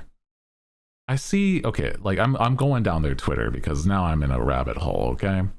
I've seen, okay, they've gotten, there's apparently a churro Oreo. That sounds good. That's fine. Why aren't they like doing other flavors like these, right? Like that makes sense. That looks like it would work. But I'm talking like, I don't know. Sounds like ass. It still's better than fucking bubblegum. They have a candy cane flavor Oreo. I still don't think that's gonna be it's not it, man. Maybe they're trying to go for like the cookies, like the chocolate mint aesthetic. But even then, I'm like, nah. They want gimmicks which boost sales numbers because everyone likes a new thing. Like, probably that. But why? Like, they like, everybody knows Oreos.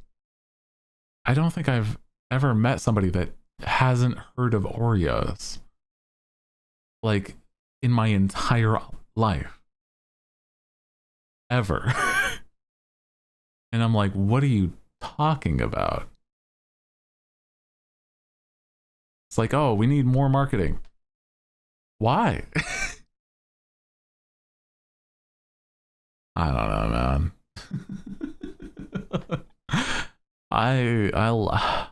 Can we just chill on this? Ugh, caramel Oreo flavored coffee. That sounds bad. Maybe just because of I'm not partial to, you know, coffee, but like that's just not my thing. Reasons and money.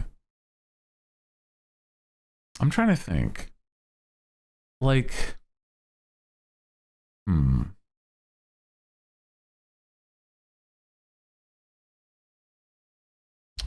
I don't know. Like there's got to be like a company that's successful that just really hasn't changed up. Cheetos. Fucking same flavor. Maybe they at most have changed like they've had spicy and like jalapeno sorry jalapeno Cheetos, and I'm like, that's about it, right?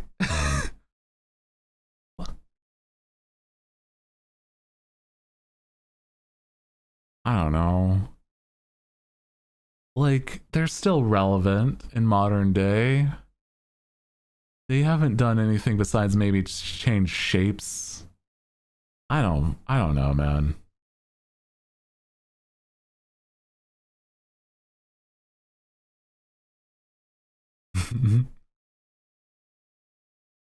Cap Google love Oreo. What do you mean? Like just the words love Oreo? Okay. I see. Love Oreo. Limited edition. Shot like slightly pink inside. Okay. Is it a different flavor? Sweet and tangy? What do you mean tangy? What flavor is this?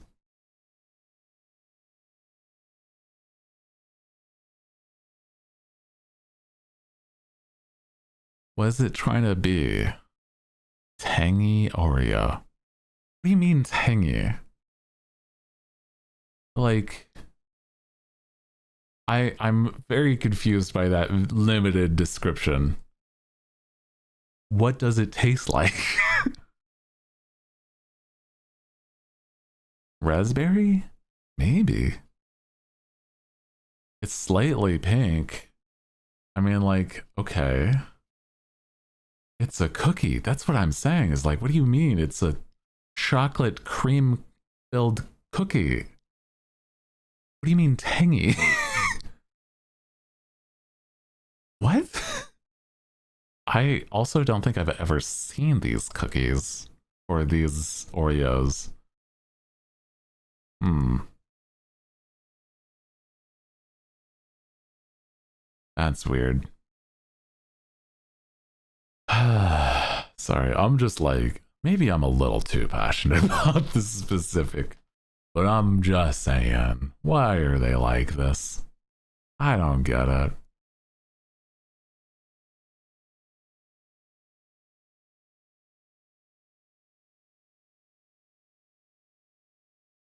Just do like the silly marketing and stuff that, like, I don't know, Cheetos kind of have done. I think that's closest to like a similar brand without encroaching on the same market, right? Have you had an Oreo or bleh. Have you had an Oreo Coke? I have once. I then had a terrible stomach ache for a solid 2 to 3 days. One Oreo Coke Mini caused a stomach ache for 3 days. It was bad. I like both Oreos and Coca-Cola. And it was like, hey man, I feel like I need to like lie down.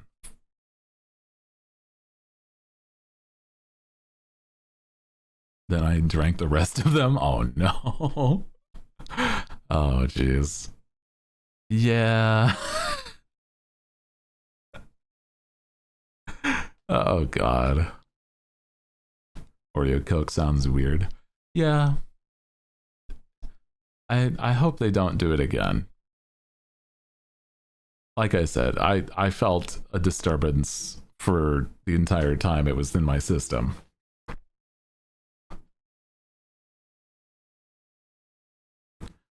Cheese snacks do not fall in the same food group as demographic as cream cookies.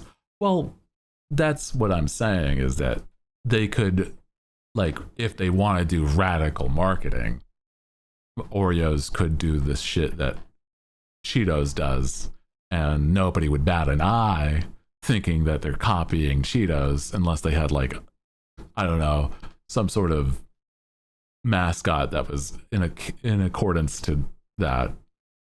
You know what I mean? Like, that would be the only thing is like, hey, wait a minute.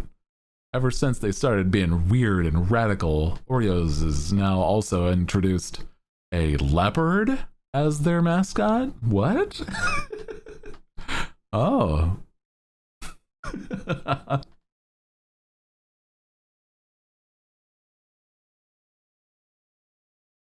Yeah, I didn't think that the Oreo Coke was like bad flavor wise.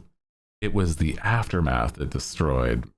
Yeah, snow leopard specifically. That was what I was thinking. Like it's a white and, you know, black spotted leopard that says dangerously creamy. You know, that's now bad marketing. This is terrible marketing. We're gonna not do that.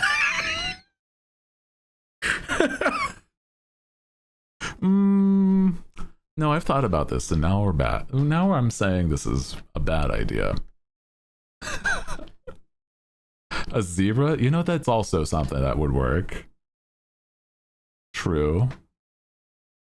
I just feel like most people would associate an Oreo with like a, a I don't know why, maybe cooler temperatures. Furries would flock. Maybe that's part of the marketing. An orca? Ooh. Maybe. That's you know, Now I'm thinking about what it would be, though, is the problem. And I don't enjoy almost any of the mental images I'm having because it's like, oh, if it's an orca, you know, you dunk Oreos in milk, and now it's an orca in milk. And I don't like that. That's not what I think they no.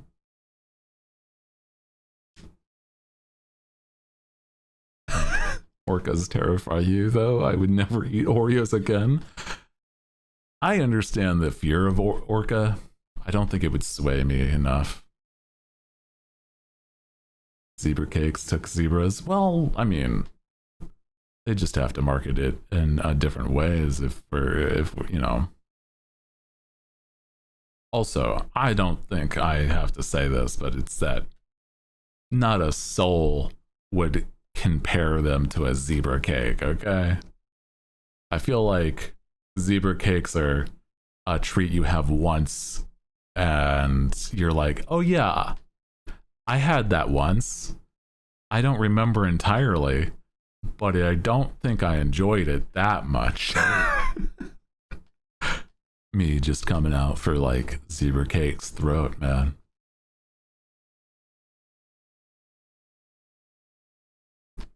Seen a lot of Oreo memorabilia that includes Santa, so it connects to. Yeah, it's true. Yeah, if it's like a snow leopard, though, that way we have like almost direct competition to Chester Cheetah. We've got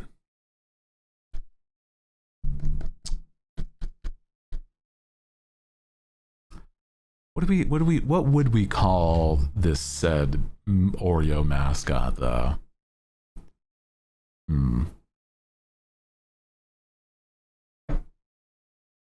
I love zebra cakes, fight me. I'm just speaking from my experience, okay? Is that I've never really enjoyed a zebra cake. That's me, okay? Orlando, ooh. Well, okay, I feel like Orlando, well, okay, it might have to be an orca because it is something that sounds also similar to Oreo. Orlando Orca, the Oreo mascot. Orlando, the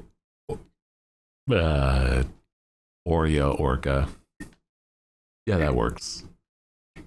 How do we like make him look good, though?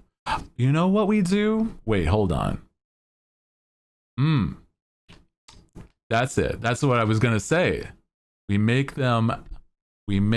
it not Orlando. We make it Ollie, like a just like gender neutral almost, and it makes a cute anime girl, orca girl. Now we're encroaching on Shy Lily territory.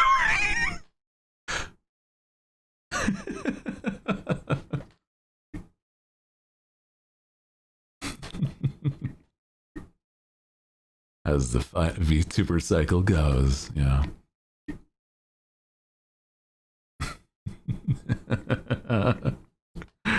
Oh man. I mean, yeah, legally non-conforming, gender non-conforming, legally distinct orca. Yeah.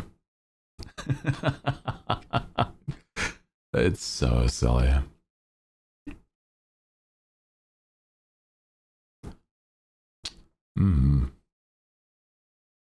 Oscar, not a lot of O names. True.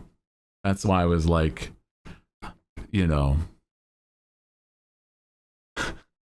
there is not a lot of O names that I can think of, at least.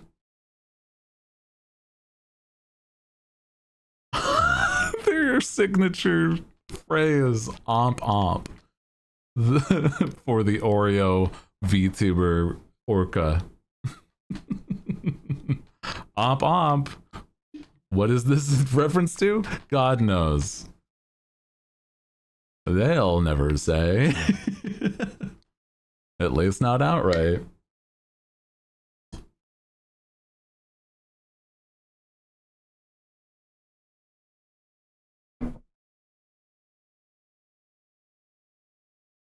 I mean, I'm just thinking, yeah.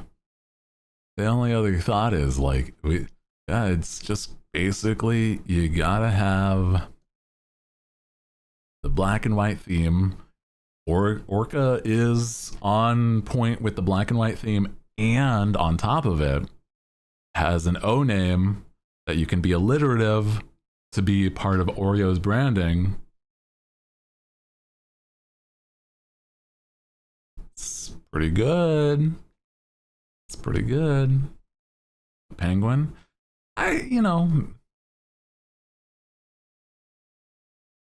Totally sounds like sound of eating Oreos. Yep. Oh my god. Oomp. If you're an. Oh man. You guys are silly. I could see it. I could see it. They gotta start marketing, man. See, that's the difference. And then they just stick with the black and white theme, and we're all good.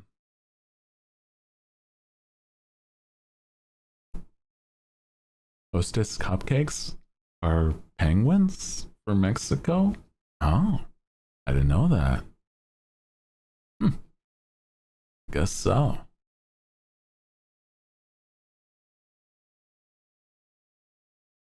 Just gotta start somewhere. You gotta bring up the sales pitch.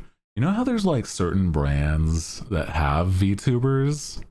Like Opera GX or I've seen Crunchyroll. One Piece even had a VTuber for the movie's advertisement. And I'm like,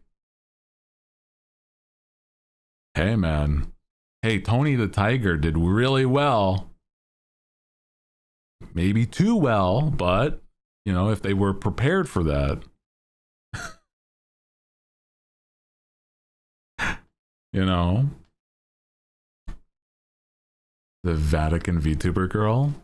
I've seen the Vatican apparently now has an anime girl or anime character. I don't know if it's specifically a girl, but next stream we designed the Oreo VTuber. I don't know about that, but you know, maybe. Ollie the Orca is a kid's book. Oh. Well, we'll just have to spell it different. That's okay.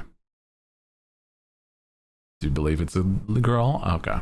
I wasn't sure what they were doing, but it's a good idea. It's honestly not the worst idea. I'm just being silly. So silly to me. Yeah, you just spell it O-L-I or L-L-L-I. I don't know. There's a lot of ways to spell Ollie in a weird way, yeah. Or L-L-Y, yeah.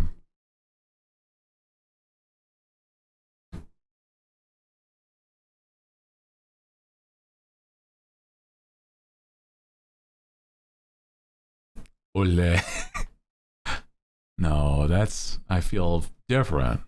Now you're being silly. You're being a goofy guy. A-U-L-L-Y, Ollie. How do you spell orca? O-R-C-A, okay. I feel like it would have to have the same amount of letters. So 2 L's probably.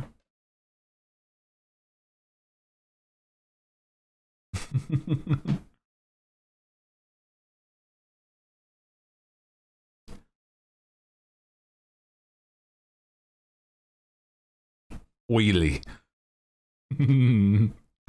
No, I think Oily the Orca seems like somebody else's just online tag. And I don't think we want to encroach in that. I feel as though that's an entirely different space that we're not trying to go for.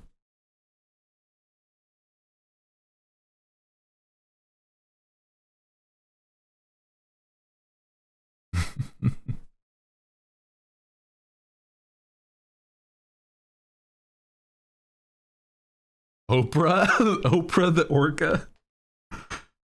Well, that is Oprah a name other than Oprah though? Like, you know, like the problem is Oprah a name that Oprah herself made up, or is it a name that was normal and then she got famous?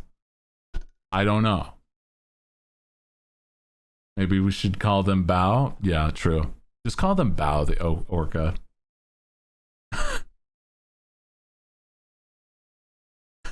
We just cover all our bases for like VTuber, just legal fights.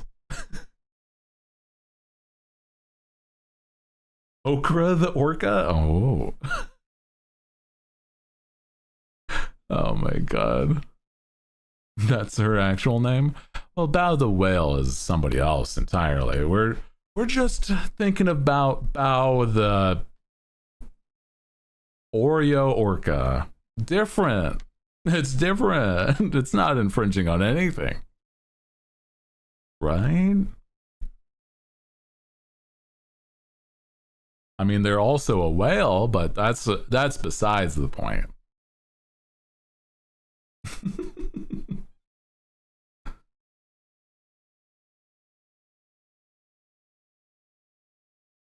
I've never talked to Bao. She seems silly. Very wild, if anything.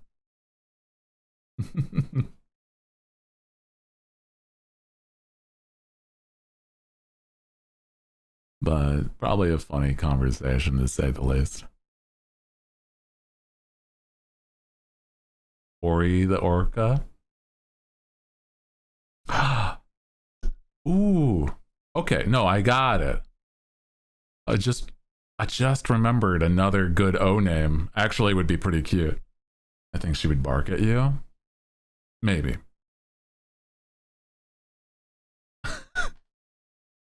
I was thinking Orisa the Oreo orca. Hey, that's a real name.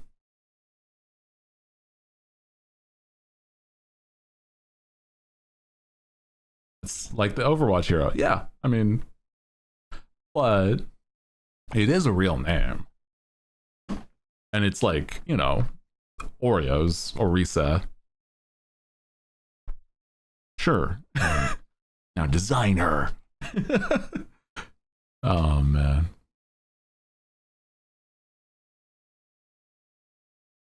I like the name or okra, when people might assume we're putting vegetables in the cookies.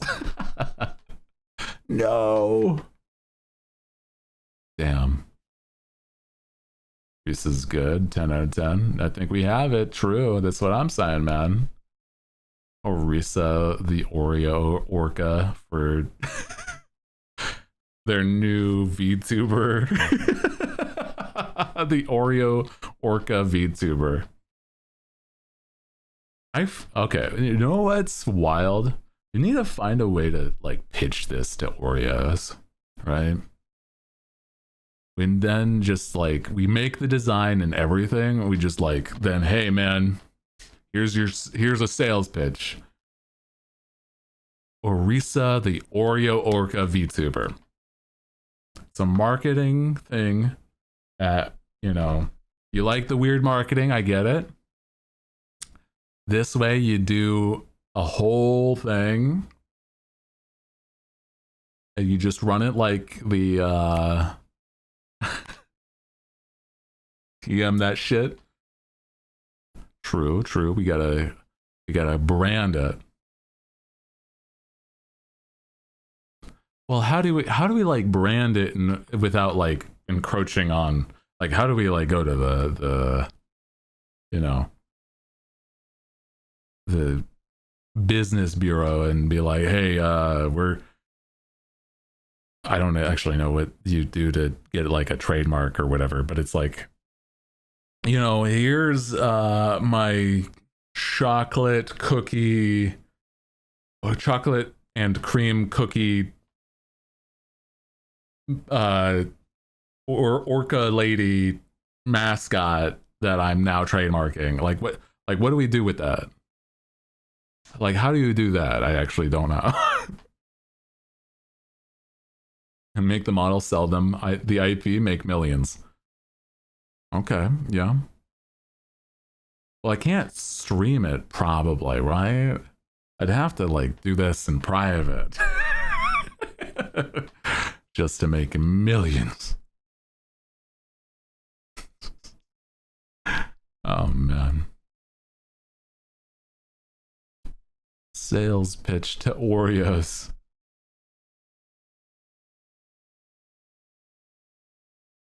Wild. It's so funny to me. I love that though.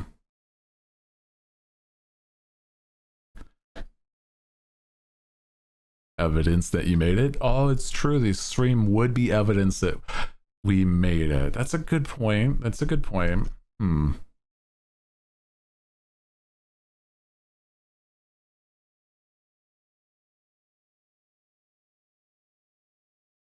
Oreos weren't invented by Oreos, actually. Someone else made the Oreo cookie somewhere in Europe. I mean, like, yeah, from what I know, it's like, you know, chocolate with cream filled as a cookie with 2 cookies on the outside, right? Like, that's a simple idea. Like, it's almost a, like a really solid macaroon.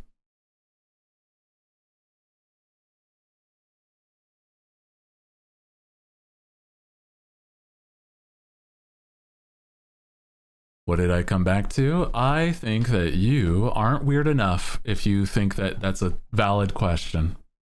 If you come into a stream and you say, "Oh man, what is this weird shit going on?" You're not yes-anding enough. Do better. I'm not. This is half joking. Like not even a full joke. It's half joking. It's like, hey man, I'm gonna be real though. You're like, in part, you're like, hey, what a weirdo. What the fuck is the streamer like? And you're not like being a part of the bit. You're being the outside reacting to the bit. You don't get to be a part of the funny. You get to be the oh hey, I'm the I'm the guy saying the reaction here is like, nah, you don't want to be that guy. That's not a fun role to play. Especially in a stream.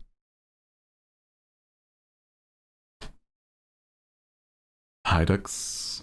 I don't even know how to pronounce it. Oreo's a better name. Were the Oreo makers before Oreo started up? I could imagine.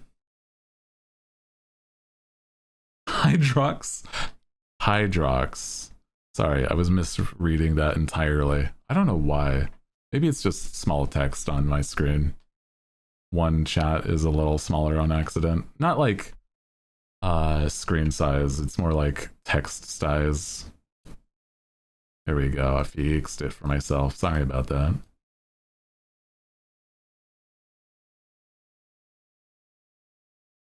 Oreo turns down the pics. We just go to the still up and running Hydrox or whatever. That'd be so silly.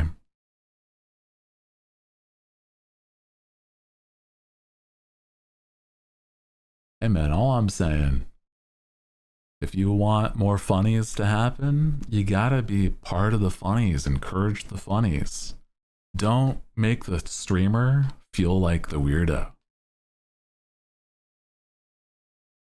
And yes, I am calling you out. Because if I don't, then more people will just be like, oh, what's this weirdo doing? And that's not fun.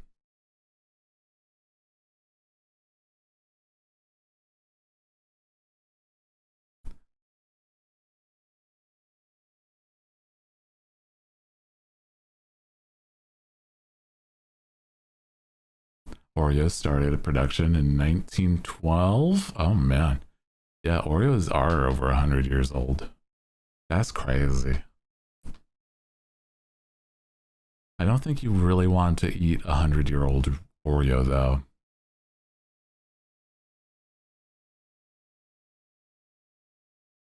I feel like that would be a little stale, at the least.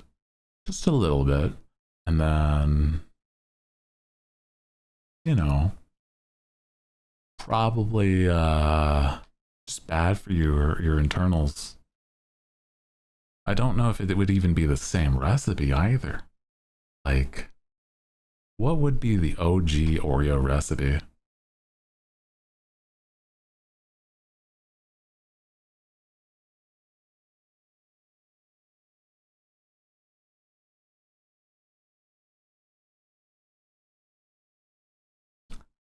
Yeah.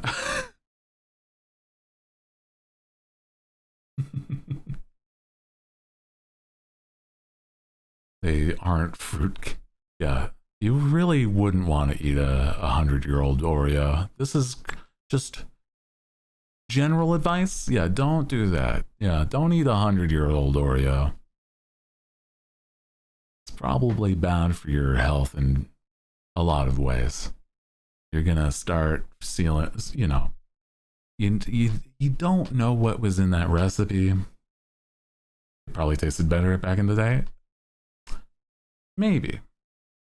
I could see it in like more solid like more chocolate and more like I don't know. I could see it being less potent, possibly. Yeah. Also, if you eat a 100-year-old cookie, it's gonna be stale and dry. So probably also bad for you. Just as a profile. Also got not everything had cocaine in it, okay? Just because Coca-Cola put a little cocaine in their drinks, probably. I don't actually know if that's legitimately that's something that they did. Maybe. But not everything had cocaine in it. Okay? Just because it's old, like that's possible, okay? Possible, but not guaranteed.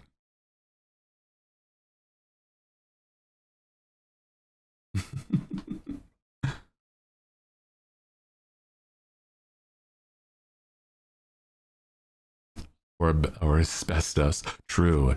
Could have also had the other two things that time period is known for, which is lead or asbestos.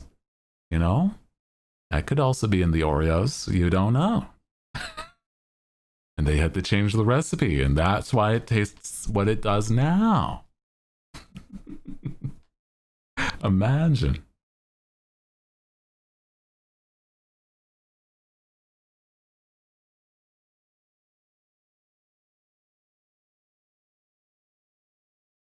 Lead gave it a kick.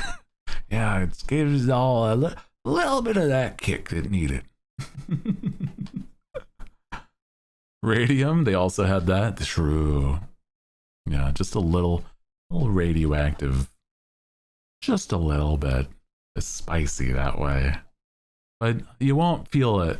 The spice will, it's one of those slow spices where it turns you into a, you know, a mutant from the inside out like years later.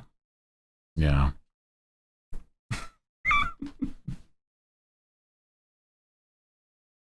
I bet the green elixir Oreos have radium.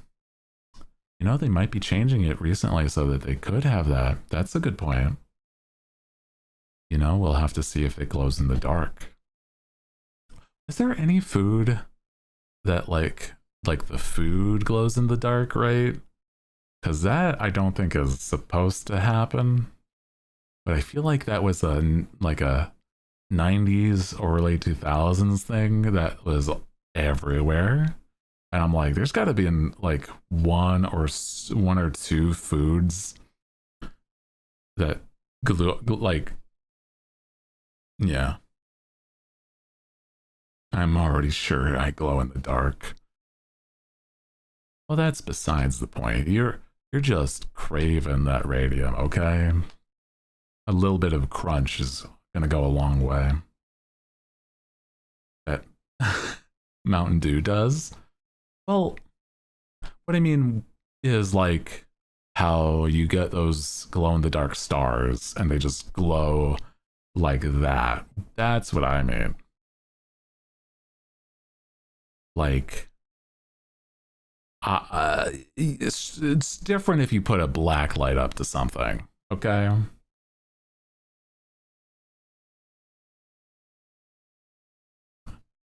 It's got bromine in it, so it glows under UV lights. Well, that's interesting. That's fun. It's quirky.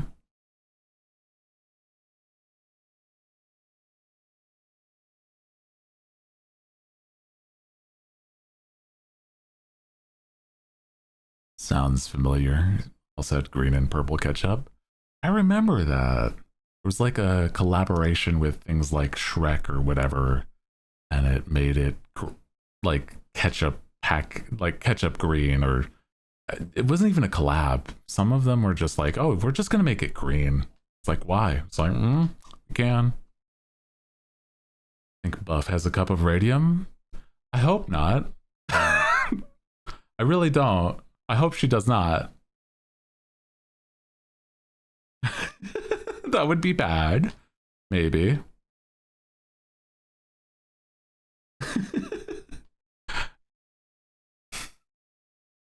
It's got trace amounts of radium.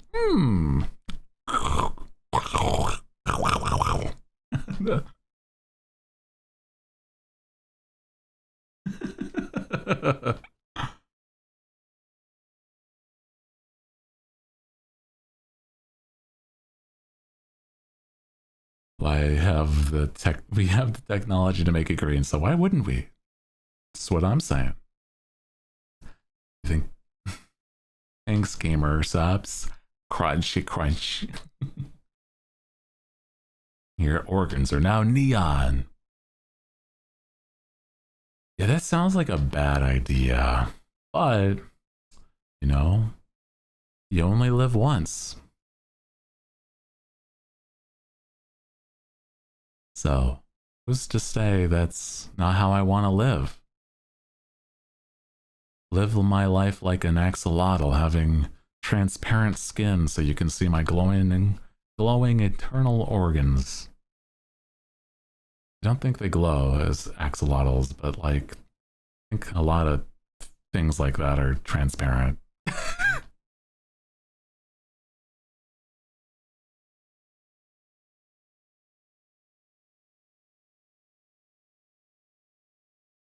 Kinda, sorta.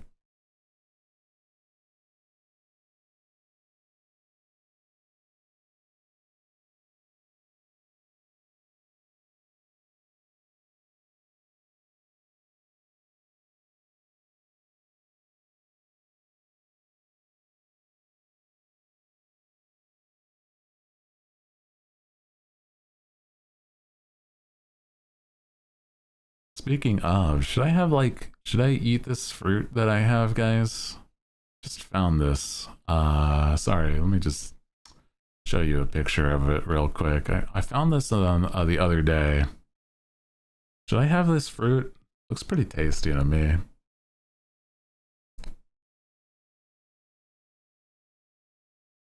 Maybe just like sweet, new flavor, right?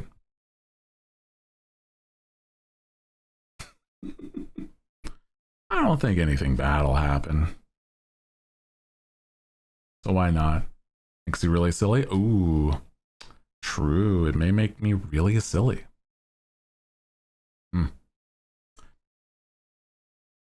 Sure, it's fine. I'll have that later.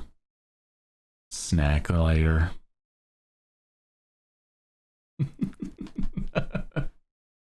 Just a little goofy snack.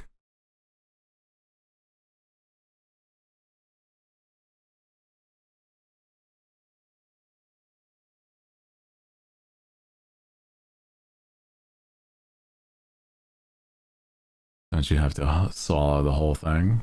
What do you mean? It's a fruit. You just eat it. Yeah, it's fine.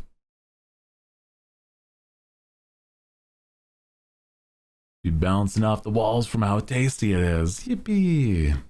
Yeah, very exotic snack. I bet it's from like, I don't know, Timbuktu. Where is Timbuktu? I remember like cartoons used to say that all the time. I'll send you from here to Timbuktu. Michigan?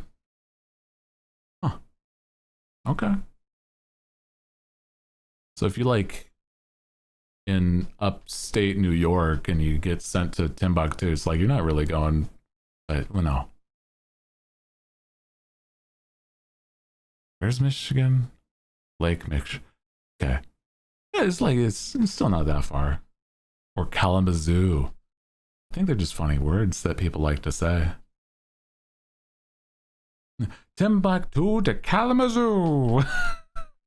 Wow.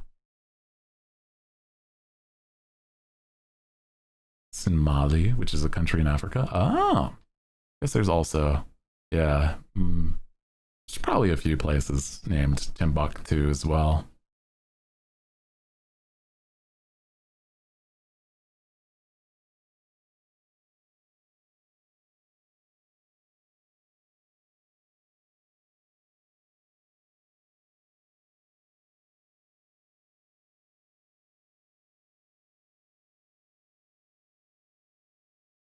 Oh, Kalamazoo is in Michigan. Ah, I see. So, I mean, still not bad. Or, yeah, should have taken a left turn at Albuquerque. It's like a Bugs Bunny thing. I know Albuquerque is like I think Tennessee? Something like that. I don't remember. It was something in that same vein.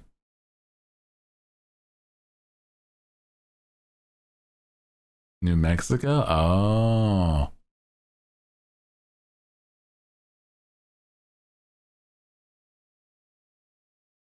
I don't know places. My bad, my bad.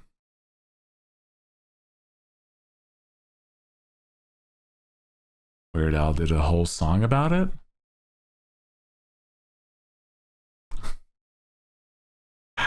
I mean, don't ever go there, it's ass. So speaking from experience, okay. Okay.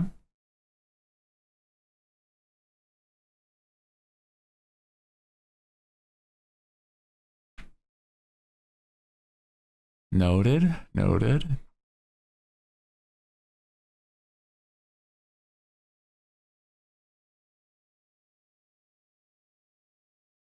Feel like I just, you know, just want to go to certain places, not even like to visit. Like hell, I'd go to an airport. Just we're on our like on a journey to like I don't know, like Austin, Texas, or whatever, and it's like yeah, we just intentionally I make it a 2-stop flight, just for whatever reason, even if it's more expensive. I just there's a one of the oh my goodness, I am so sorry. Wow, that snuck up on me. I didn't even. Bleh. Excuse me. My goodness. I was gonna say, just take a flight, and the in between the layover flight is just at Albuquerque, and then that way you can say, oh, I took a a left turn at Albuquerque to get here. Ha ha ha ha. Yippee. I don't know. Stupid thing like that. Bless you. Thank you, guys. Thank you, thank you, thank you. I try to mute and stuff when I'm like anywhere close to sneezing. Sorry.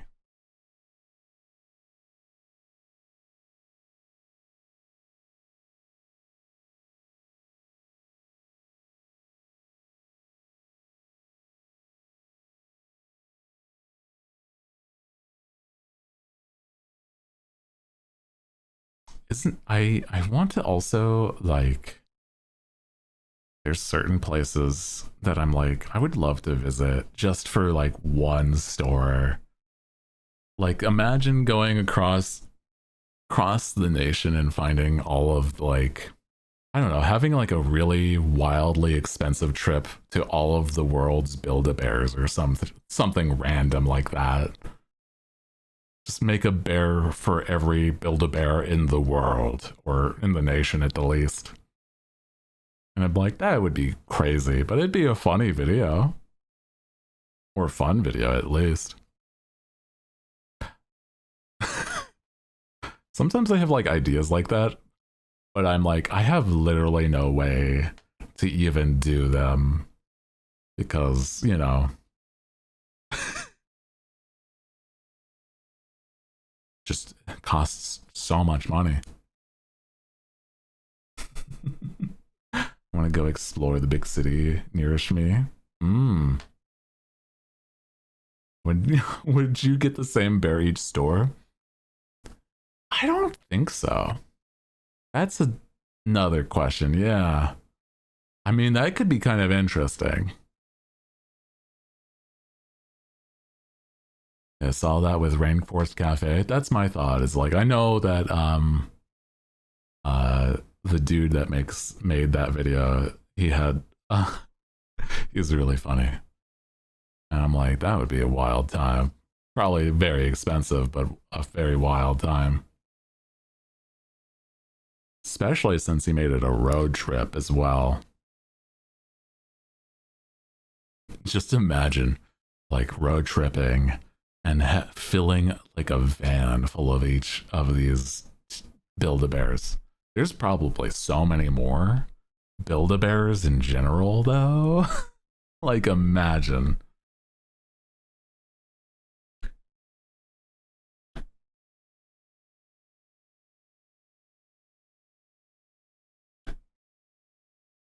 Get a bear in each state. That's probable, yeah.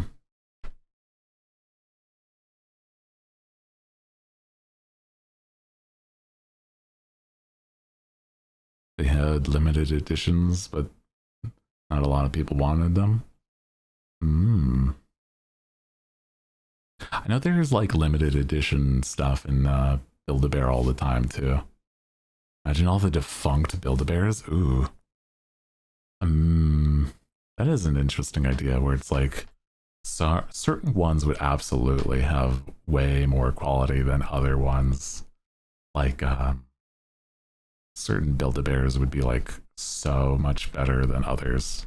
Also, there's like, you know, Build-A-Bears in certain theme parks too. So then you'd also have to go to the theme park, get a ticket just to go to the Build-A-Bear. Imagine going to like Disney World just to go to the Build-A-Bear and then nothing else. That would be absurd. Be pretty funny though.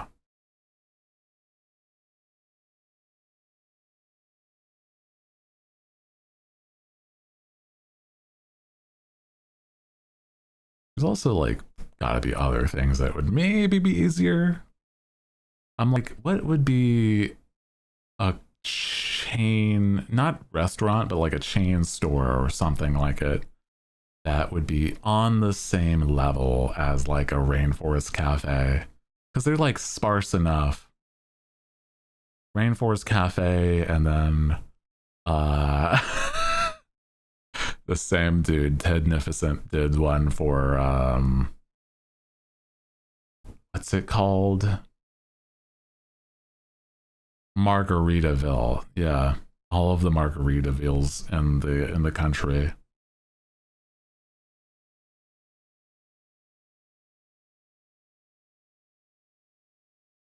A Radio Shack? Oh my god.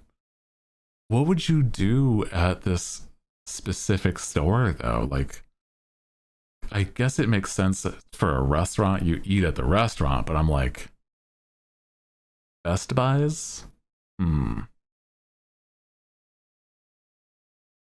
They're not that sparse, are they? Hmm. Best Buy? I feel like Best Buy is as broad as like Target. Go to a Radio Shack, all of the Radio Shacks, and buy a radio from each Radio Shack. Wow. They're dying out. Really? Hmm. Interesting.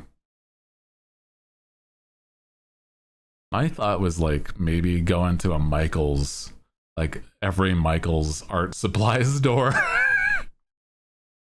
And then by the end of it, you have to make something with all of the supplies that you got from across the country.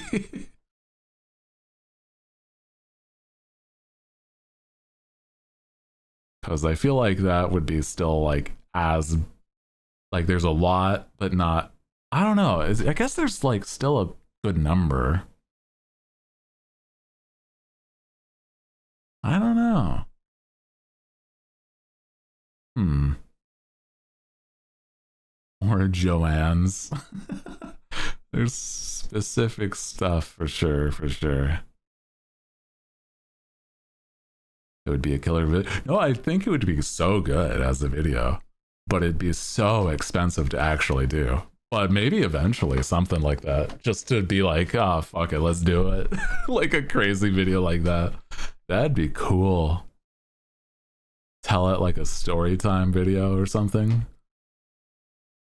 Like a, yeah.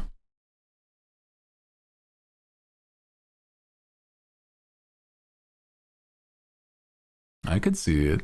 I could see it for sure.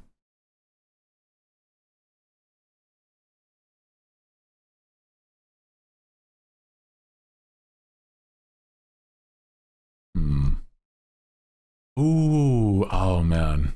I'm just thinking, isn't there like, God, but it's like, okay, if there's too many, if there are too many, you know, places, that's gonna be hard, right?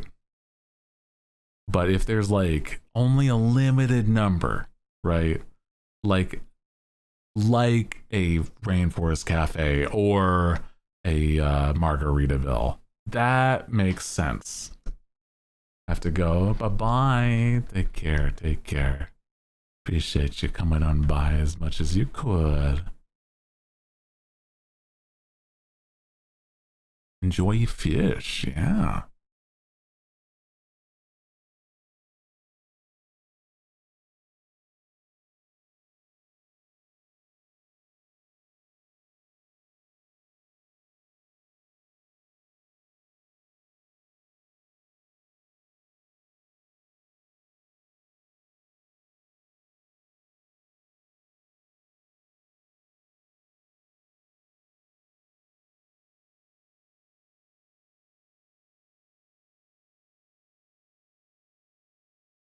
I'm feeling though, it's like there's gotta be some way to.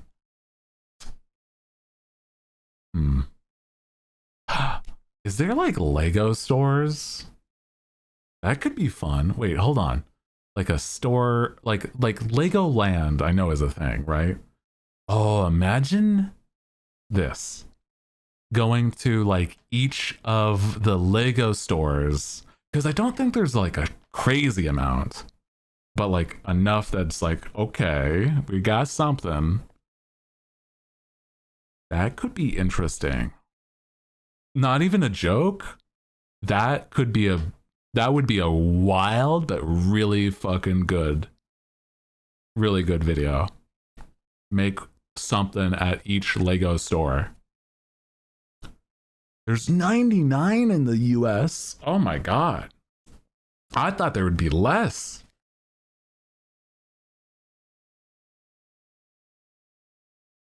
Damn. Crazy. There's 2 here? Oh shit. At least 2 stores per state?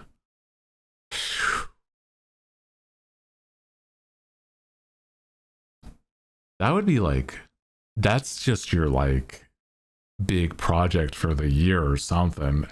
the least. Got 2 in Legoland too. Yeah.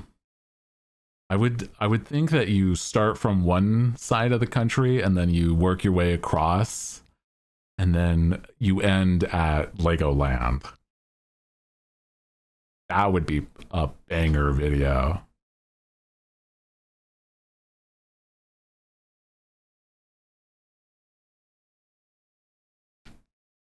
Yeah, it's like average on, and then likely some places have 4 and others have 0. I agree. Yeah, it's probably it would be worked out like that.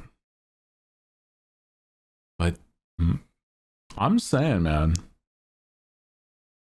that would be so, so cool. I don't think I could manage, but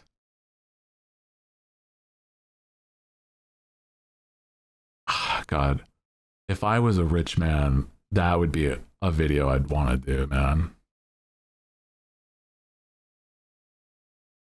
Our Legoland has a giant giraffe coming out of the building. It's pretty cool. Ooh, that sounds really fun, actually. Yeah. Hell, I mean, if it wouldn't be like a face reveal thing, I think I would just in general like record some things and it's just generally from my perspective and not like filming myself. You know what I mean? So that's the idea I would have at least.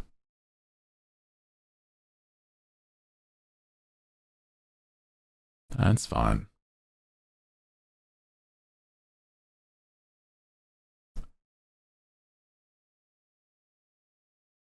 Layla the giraffe. That's cute.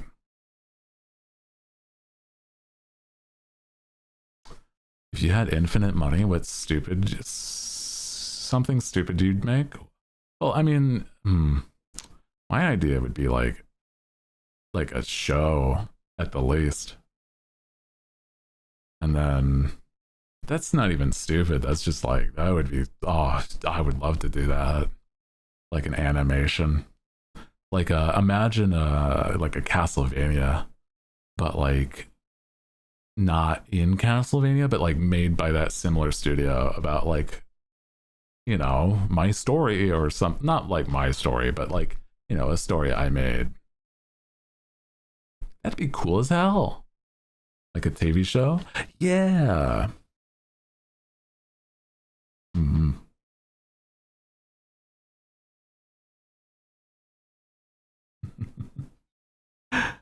It's so cute. Gotta be wary of reflective surfaces. Well, that's why it'd be like a video, though. Mm-hmm. Could go to every Six Flags in the US. That's not a bad idea either. Okay, that's not bad. Yeah. I'm not, well, I've talked about this in the past. It's like, I love the idea of travel. I'm just not like super well traveled. Like when I was younger, I used to, with family, do road trips and stuff like that, or travel to visit family across the countries. And it's like, yeah. But it's like, ever since I moved out, absolutely not a normal thing I do anymore. It's just so expensive, dude. Oh, recreate the Resident Evil mansion with all the puzzles and stuff. That would be crazy, but very cool. Yeah, make a one-to-one to like the police station or a few other places. That would be crazy. Hmm.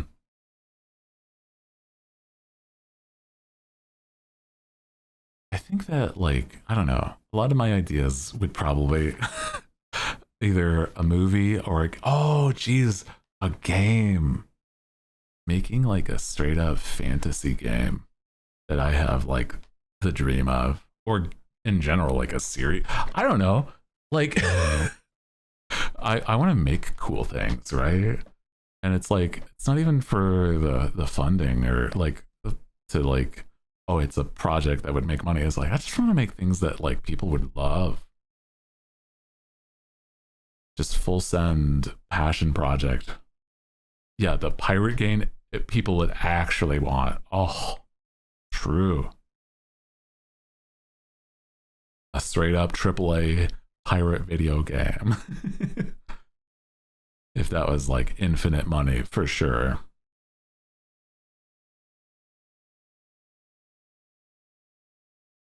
Make it like an the pirate Elden Ring, but not quite. You know what I mean?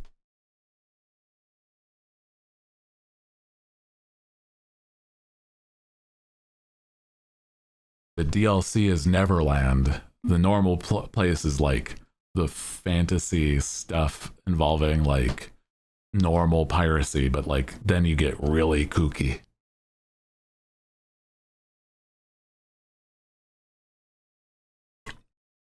Dude, that would be so good. Oh, such an untapped thing, man. It sucks. Knowing as much as I do about like how awful they just nobody's done it right. It sucks, man.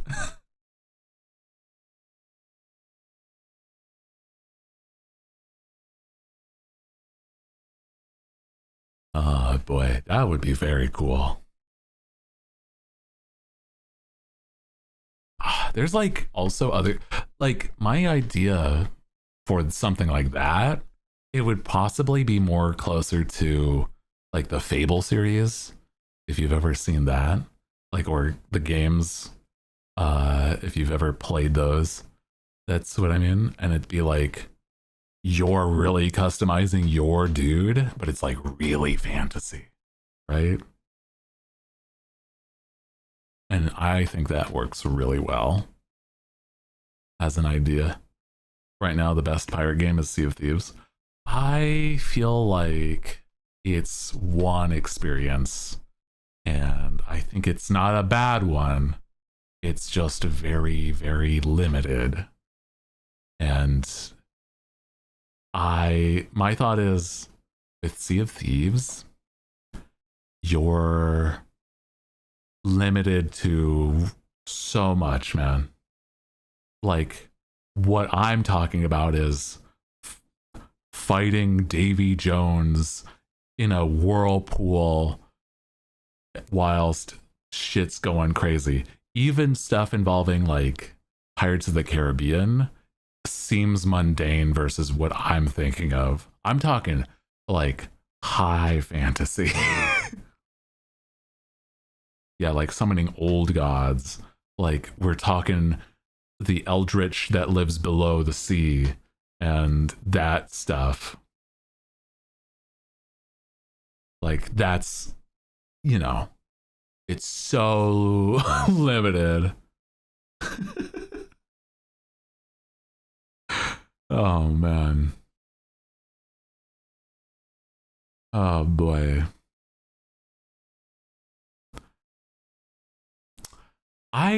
I'm so curious what you expect that out of a first time chat like that. That's so interesting. What are you doing? Sorry, Space Jammer Flying Spice. Well, not bad. I just Spelljammer, Space Jammer, that stuff is like hard because it's not quite the same fantasy. It's definitely something, but not quite what I would think of. There's definitely a market for that though.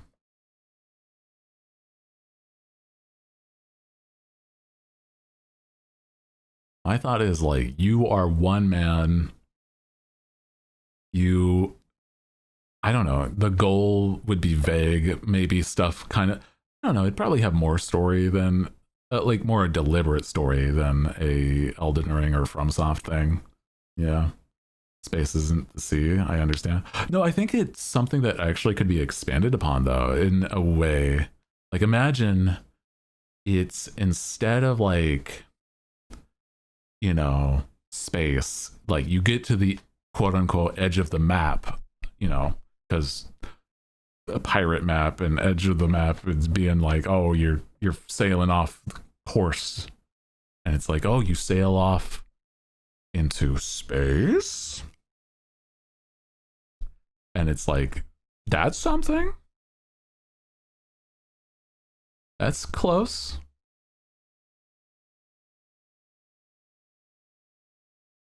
One of the bosses has to be the Kraken without a doubt. And it's like, oh, you sail far enough into space, you find Neverland or something, right? Ooh. Or different section, it could be like sail far enough and you find, yeah, Davy Jones' locker. Yeah. Stuff like that would be interesting. Or quote unquote the moon. You know? It's like, that shit would be so interesting.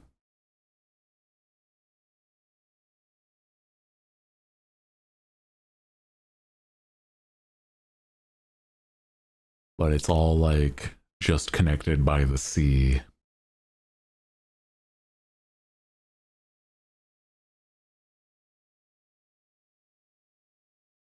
You say high fantasy, I think flying ships. I understand that thought, yeah. I feel like, yeah, high fantasy does also involve like a flying stuff. I get you. Maybe that's a harder one, because it's like some parts need to be a little more grounded, but others not so much. That's hard to say though. Main hub is Tortuga. I think the idea being, if it were to be full send, like, hey, this is a game that is like this is magic pirate stuff going on.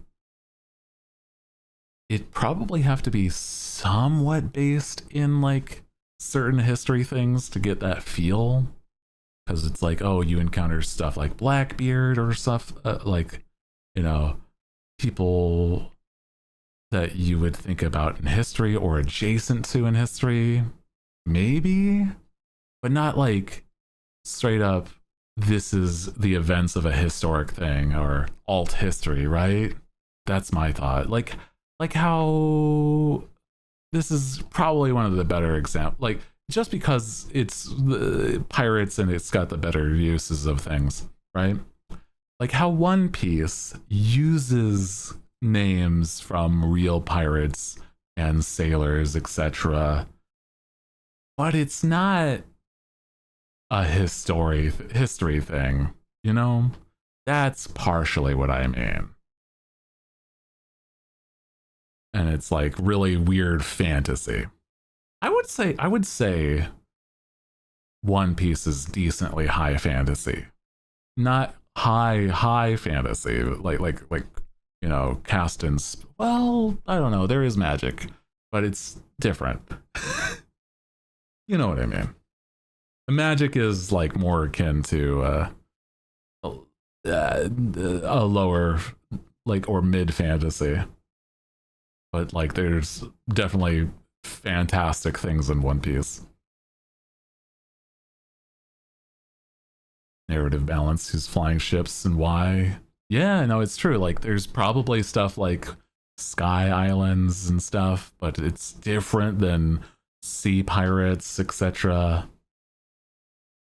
And I think that could really be expanded upon, and why pirates versus, you know, there's a lot that could be done, but it's like you'd have to really make something involved.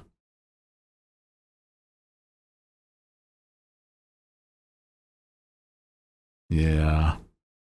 Like you could still have flying ships, maybe limiting or balancing stuff. Like I'm even thinking about it in a way that video games have already done certain things. Like imagine flying ships. If you've ever, okay, so this is a hard comparison because it's not always easy to really say. What if the ship combat is more akin to, instead of being akin to something like Black Flag, what if the ship combat is more akin to Armored Core? Like the FromSoft Armored Core, where you have your modules and the ways that you build your ship is different. Fucking nuts. It could go crazy that way. Oh. Like spending time building a ship? Yeah, I mean, like, that would be like a good way to deal with the ship combat being really intense, but still interesting. And still got magic and weird stuff like that. I could totally see it, where it's like, oh, how do you explain like a booster? It's like, well, you know, it's like a spell that your crew has cast or something. And I'm like, ooh, that's fun, right? I think that'd be cool. And like, you still could, I'd imagine, like, I think my thought is there'd have to be 2 systems. And that may be why it would be difficult. It'd have to be like the ship combat and then the land combat, or when you're boarding combat. And that's a hard thing because that really would mean 2 major systems. And unless it was really well made on both parts and one leads into the other, that could be difficult. But, yeah. Ahoy, welcome in. Hi. I'm talking about what I would probably say is like a theoretical, one of my supposed ideas if I was rich enough to make a pirate game that people would actually like. Because, I mean, there are some, but there's only some. You know what I mean?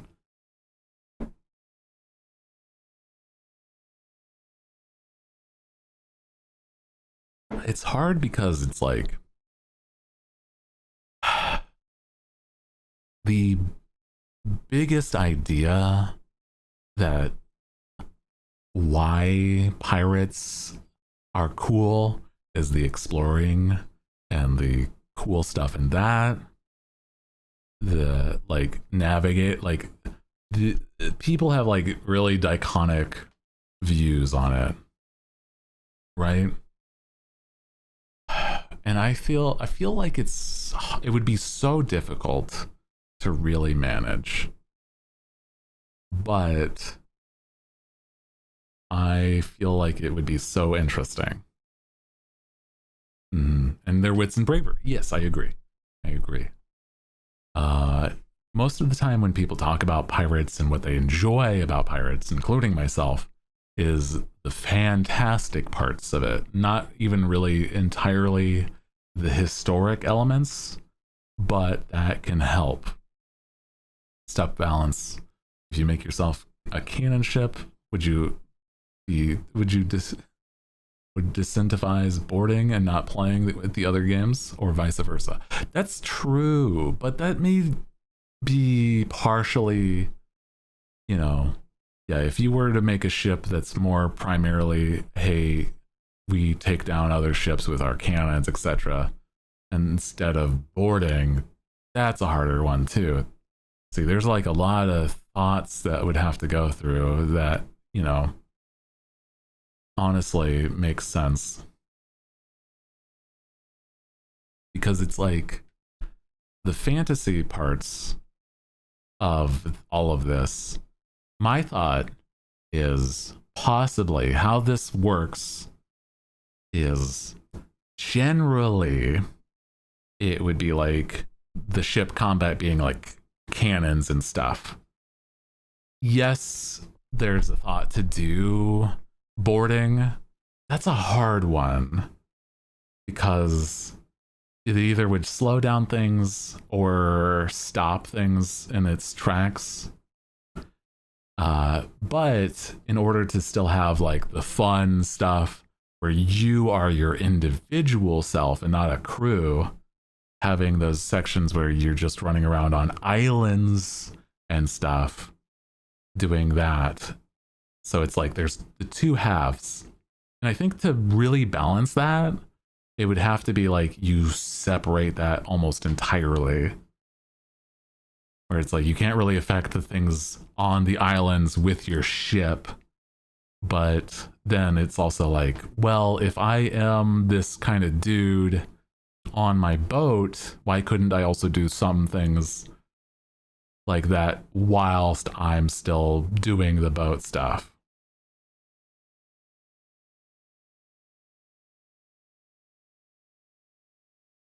I think Black Flag did it well because boarding meant you could catch the ship and get passive money from that or sink it for resources. Mm-hmm. That's another thing. It's like, yeah, having it be you. Idea of like bringing other ships aboard your fleet or something would be kind of hard. I think the idea is generally being your own person and not a fleet. I know I've talked about this like theoretical for a while, not just today, but like in the past. But it's like the fantasy isn't being a crew. It's being Blackbeard or something, right? It's being the individual. And so it would also be something that you want to see people react to you on an individual basis versus like just the crew itself. Like, you know? And that's why I think partially it would have to be something involving if it were to be a game, the other parts of it would have to be like you port and you then do the things on that level. Yeah.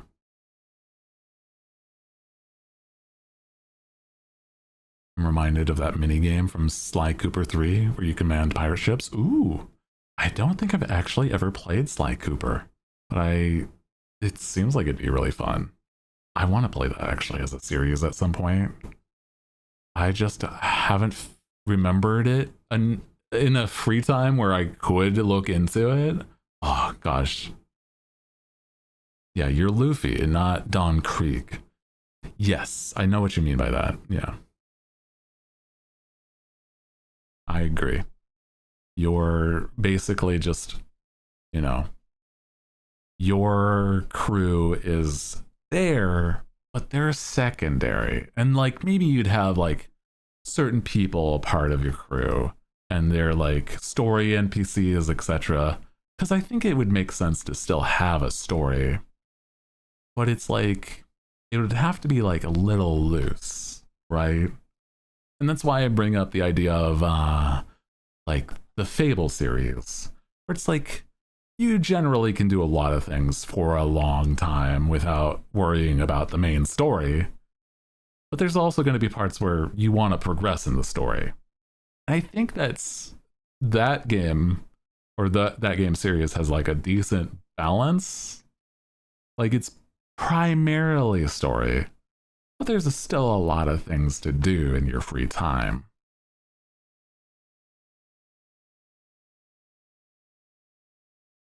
Sly Cooper's fun. It has its annoying parts like most platformers, but it's good. Yeah, I imagine.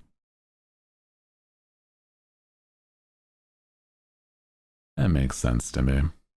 Most platformers or whatnot have their moments. Yeah, so the idea is like, okay, listing off what we basically said. Pirate game with like our idea of cool fantasy stuff, right? Is you are playing the captain, the individual, and you have a ship that kind of runs like Armored Core. Maybe. You know, it's like crazy combat like that. But when you're on islands, it's like adventure, going through things, doing stuff like it's either like the Elden Ring stuff or like a just fun fantasy in general. Yeah. So hi, welcome in. Hi. We're talking about our like an idea if I had unlimited money to make a pirate video game that would be like my dream. Because there's good ones. There's not one that I think fills the fantasy that I love or would love. So it's like story, loose story, like a Fable. Combat when you're on islands is like Elden Ring or something like that, where it's like big fantasy, tax, magic, etc., depending on your build. And then when you're on ships, it's crazy ship combat, but it's having stuff like boarding would probably have to loosely stick to like only certain events or like certain times or cutscenes, not cutscenes, but like during story beats where you do boarding stuff. Otherwise, it'd be like limited to taking out other boats and then taking their resources or etc. like that. That makes sense to me. And then overarchingly, there's a story, but you can take your time with it. And it's a lot of adventure and exploring and finding secrets. Loose, but I can see it really working. You know what I mean? Like, I like that. Yeah. I think that makes sense. God. Because, you know, my thought is you always see so many things get like, if it's a ship combat, it feels really slow and it's like methodical and you load and then aim. Imagine the opposite. Just like ship combat in like, okay, you even could have like flying ships and stuff too, right? Like how in Armored Core you can have flying mechs, but the trade-off is that they may not have a lot of health and stuff like that. And you have to really build your ship to your style for your boat. And that, I think, also is why I say Armored Core.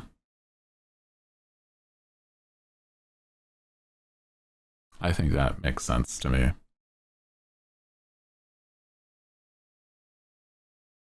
Sorry, I've been just like yapping about this idea that has no grounds for anything, but it's like, God, this would be so cool.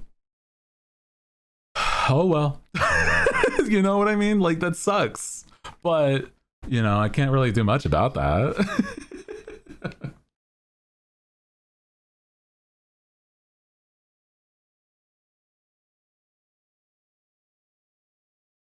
And I think the high fantasy part is like, oh yeah, you're in the God, imagine it being like this, where it's like, you know, your normal ship is going around and then suddenly it takes off and that's like flying, but it's like the way it's explained isn't like, oh, it's mechanics. It's like, yeah, you only have a certain amount of fairy dust or stuff like that, and it's like it's a source.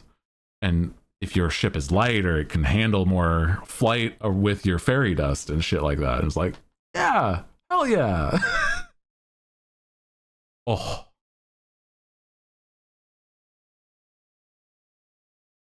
switching the ship from sailing mode to combat mode. True. Yeah. Having something like that could also really work. Yeah. Having like it, having that option at least. Yeah.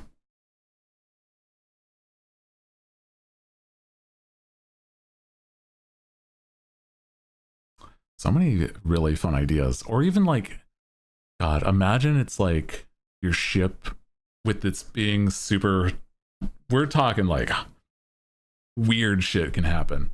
Like, oh yeah, you know, there's a time that, you know, you, I don't know, fight a boss and you find out that the ship that was, you know, that person's ship, instead of it being a normal ship, it was like, oh, it's a giant crab.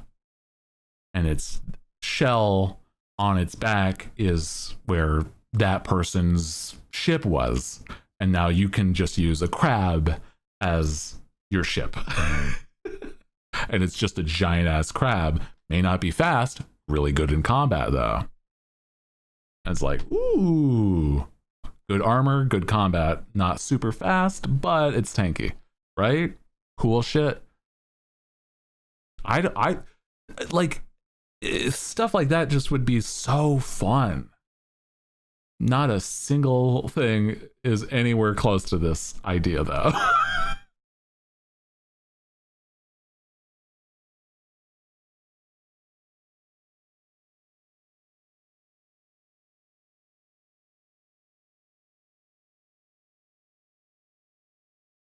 Living its best superpower. Yeah. But I mean, you know, akin to, like I said, like we're talking about armored core, it's like, yeah, that's the hull, but then you customize the cannons or the sails, etc. And it's like, God, there's that part of it that would be so cool. That would be so cool.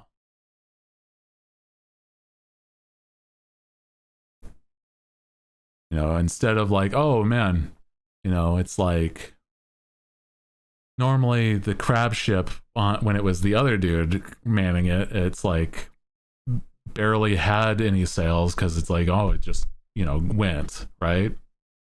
But if you had it use the sails from the flying ship, now you can have a flying crab. May not be the best at flying, but it can every now and then. There you go. Like that shit's cool. Like come on. Like imagine that. Mix and match. I don't know. That's the idea. You know, it'd be like ship combat, crazy, customizable that way. Do a lot of weird, wacky, like ship, like it's armored core, and then silly land combat where it's almost classic adventure game where you're like, you know, hack and slash going through things. You can choose to be like tapping into the old magics and stuff like that. Yeah, mage build where it's like tons of pixie dust and ammos, but it's frail. Exactly. See? And then, you know, you're still like that on land or such. Or, you know, your build on land, your captain helps with the stats that you have to make it easier to man those ships or stuff like that. Like big crab ship leads to like, oh, you're the captain of, you know, your captain is more akin to like Davy Jones with his claw hand and stuff like that.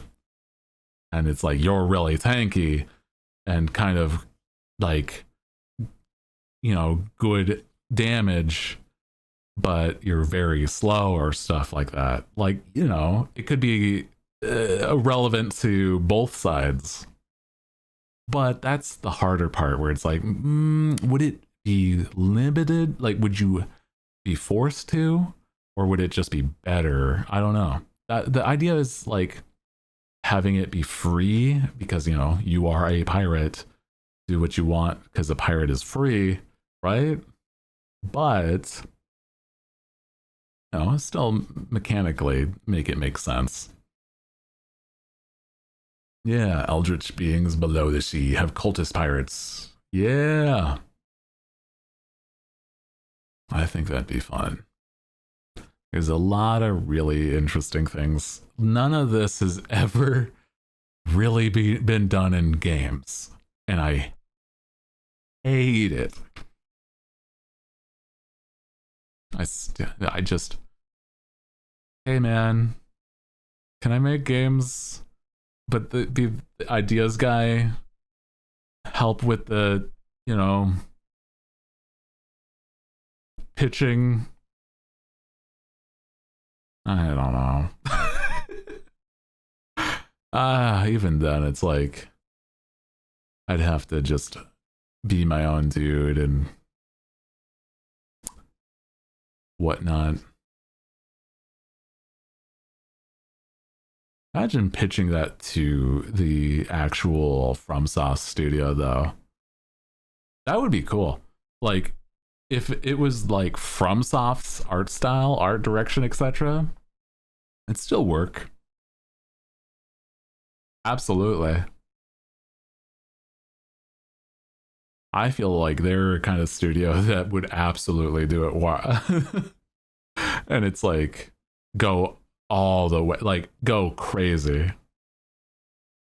Here's the mix of Armored Core and the Souls games. And they've got the history to back it. That's what I'm saying, man. Anyway, I don't know if that ever could happen, but a man can dream, okay? This all stemmed from, like, if you had unlimited money, what would you do? I don't really think that it'd be the easiest way to do it either, because God knows there's like so much you'd want to in that, or I would want to in that. Someday. Maybe.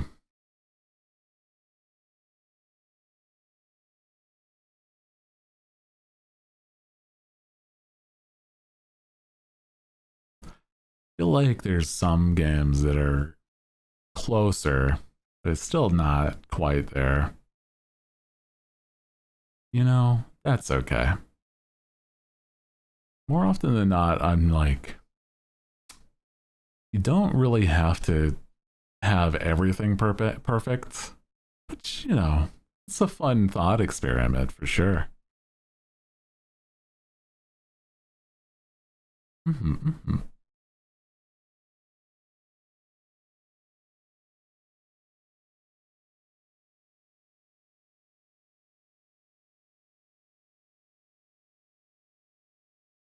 My other thought is we've even just like talked about this small in passing, but I thought about it and I'm like, God, it would also be really fun.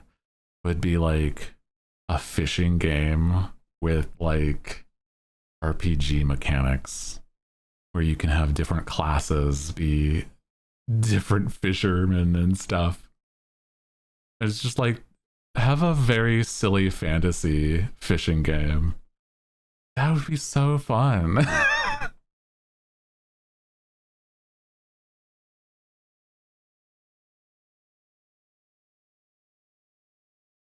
What you would want versus what you don't want versus what do you think other people would want? Yeah. Well, I mean, like, my idea there, right, with the pirate game, I feel like it'd be something that would be such a what I want and don't want and not care as much what other people would want. But the problem is, it's like, well, if it's a game and trying to make money back, then blah, blah, blah, blah, blah. It's like, but this is, you know, the theoretical is, you know, you don't worry about that at all. You just make the cool ass game, people will show up. Fantasy fishing game? You mean like Dredge? I have played Dredge. I've not played the DLC. What I mean is not... It's like you're playing Dragon Quest, but... Or like Final Fantasy, but all of the classes involve fishing. And that's it. Like, and then the mechanics are you're fishing and you're fishing, and that's it. Like, it's, you know, you have items that could affect your fishing, and, you know, different ways you can fish. Like, imagine each class is like a different fishing mini game from a different game, right? Like a Stardew Valley, or, you know, web fishing, or, you know, straight up the old, like the realistic fishing of like fishing bass simulator or whatever. And it's like each of those would be different classes or whatever, but it's like themed as, oh, you're a mage, you're a warrior, you're a blah blah blah. And it's like,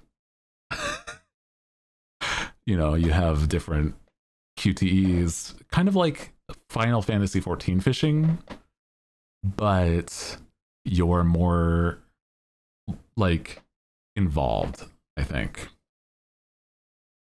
Yeah.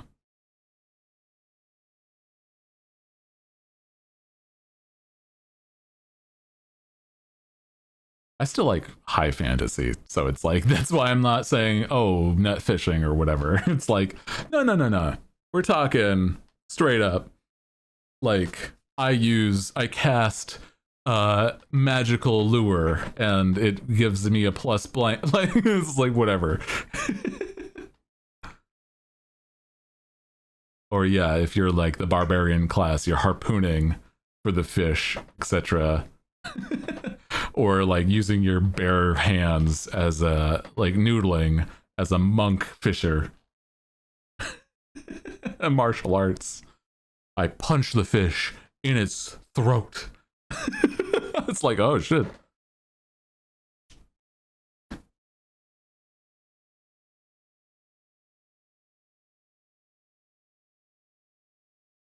I don't know, that'd be fun.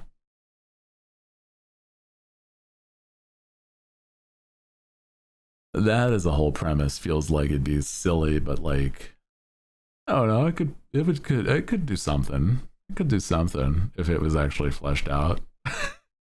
Enough people like fishing in games that it's like, if it was made with care, I think people would enjoy it. Be more like like a smaller title for sure, though. More like a, well, I mean, in regards to that versus the pirate game, you know what I mean? Like, it'd probably be more akin to like a Stardew Valley versus the popularity of, I don't know, Elden Ring. That's what I mean, at least.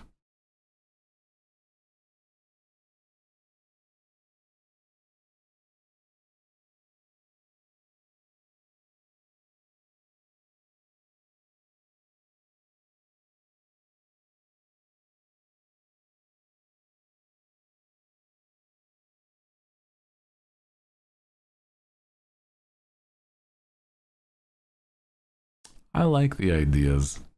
It's just not easy to really know what to do to even get those started. I like, it's one thing to have them, it's another thing to actually execute them, you know? Send my key into the water, rippling waves, and stun the fish. Yeah! No, I mean, like, that actually would work. Like, the idea being like that, you know? That's fun.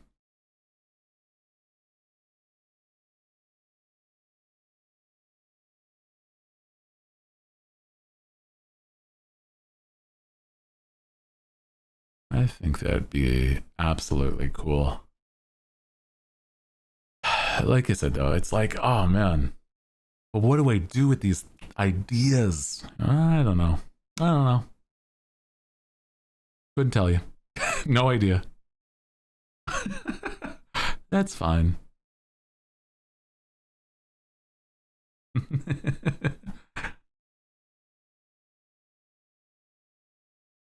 I mean, hell, there's so many people making like crazy indie games in general. So it's like, there's probably a lot of people that could make a really simple version of a lot of this. Like, that would be crazy. I don't know. But the stuff involving, you know, the pirate game feels like it'd be something that could actually work for sure. But it's like, that feels like something that is broad enough that it would be like, you sort of just, you know, if you loosely get the idea, it probably would, you know, work. The problem is like, then, you know, having that amount of effort to actually fully making it work, though. Yeah. So I don't know. I like it. I like the ideas, but it's, you know, right? What do now? I don't know. That's okay. Maybe eventually I will, though. Like, I've seen you know, how do I explain? Certain people online have then moved their funding as content creators from that to making cool studio stuff. And that's cool. Not sure about the open world stuff. We could equip hardships and stuff being viable. Oh yeah.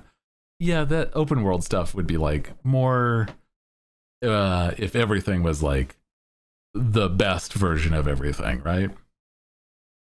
That's what I mean. So yeah.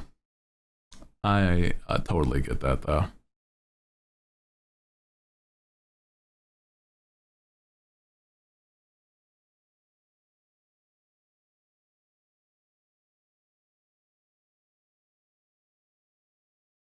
I love so many indie titles though.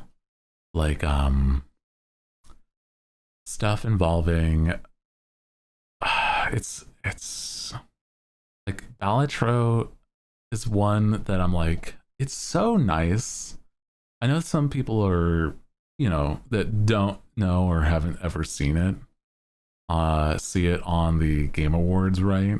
And be like, why is a card game getting nominated for these awards? And it's like, if you've ever seen, if you've ever played it, man, it's a really fun game.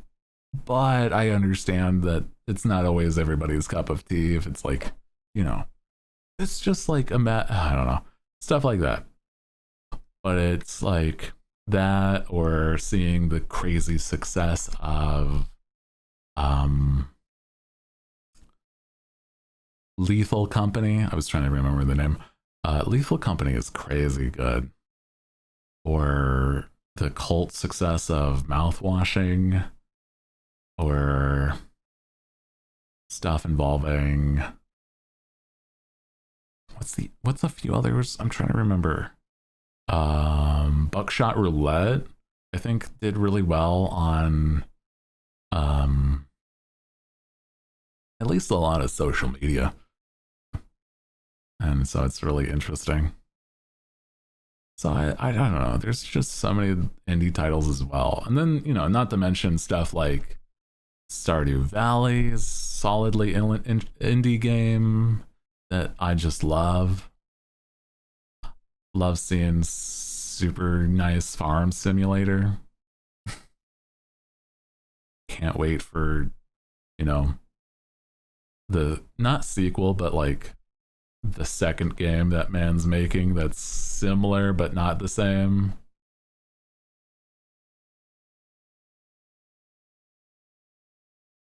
So I don't know. There's a tremendous amount of cool stuff that indie developers can make. It's just gotta, I don't know, the elbow grease and effort. That's the harder part, I'm certain.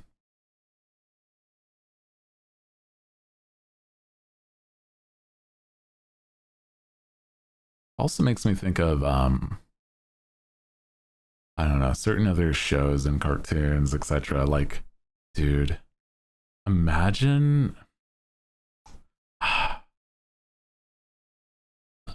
I think that a show would be so cool, but I'm also like,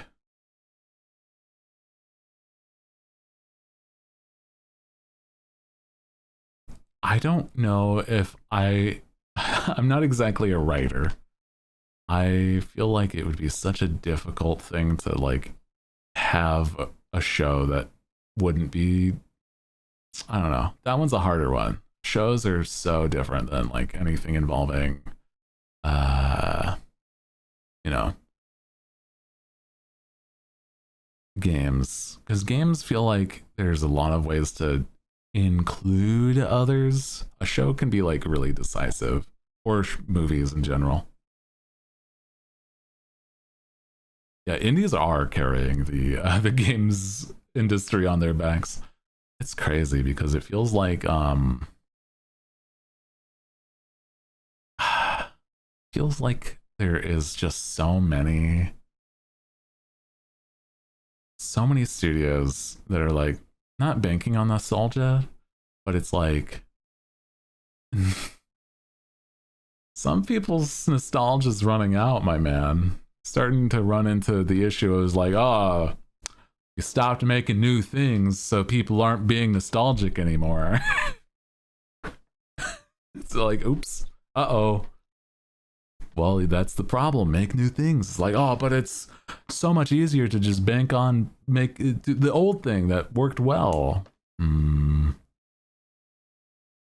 AAA fails because they didn't take the lesson learned from the indie games and apply it to what works and what doesn't. I kind of agree. I do, because it's, well, not kind of. I do agree because it's that, yeah, oftentimes because of something being like the successful part of it is the marketing, and then it does well despite it in other ways just tremendously failing. You know, and it's like, well, you know, it worked. It's like, well, barely. It's like, yeah, but the money says it did. It's like, oh fuck, you know. So that's the problem. A lot of studios like that are big AAAs. That's why I think a lot of people enjoy things like, you know, when FromSoft does things, it doesn't feel like it's, you know, trying to bank off the old stuff. Not a lot, at least. Like they're always moving forward from the other stuff that I've seen, at least. I'm not 100% familiar with like all of FromSoft's work, and I've not played their games to the extent that other people's have. But I like what they do. I think they do work. There's a lot of things that work.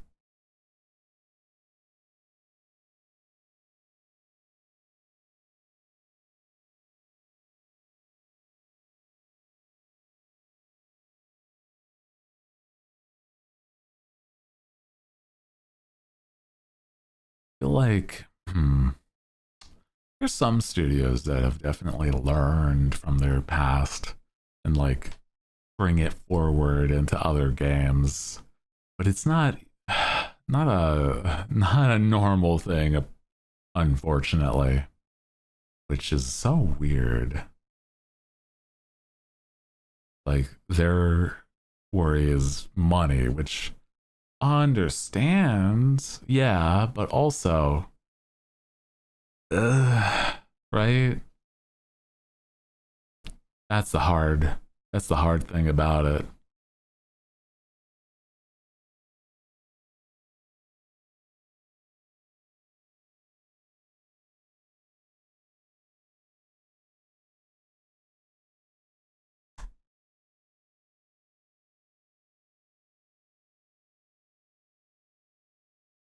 I don't know. I like a lot of games. Problem being is that I don't have enough time to play all these games, man. It's crazy. I got things I need to do too. And that's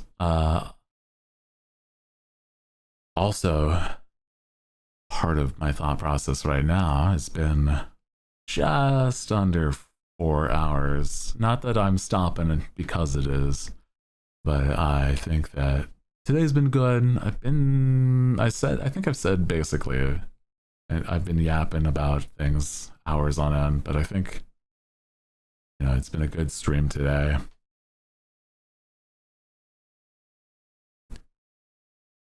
And I think I also have other things I might need to do.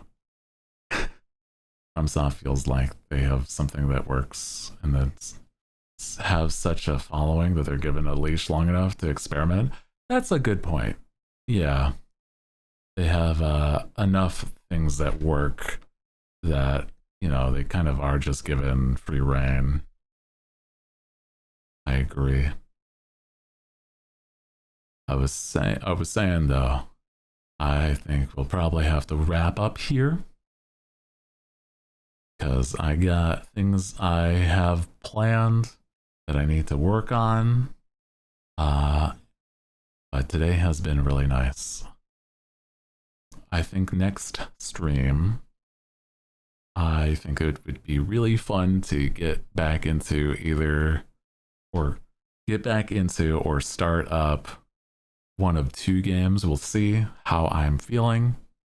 Yeah, to sleep early in anyway. No worries. I appreciate you. It's okay. Yeah.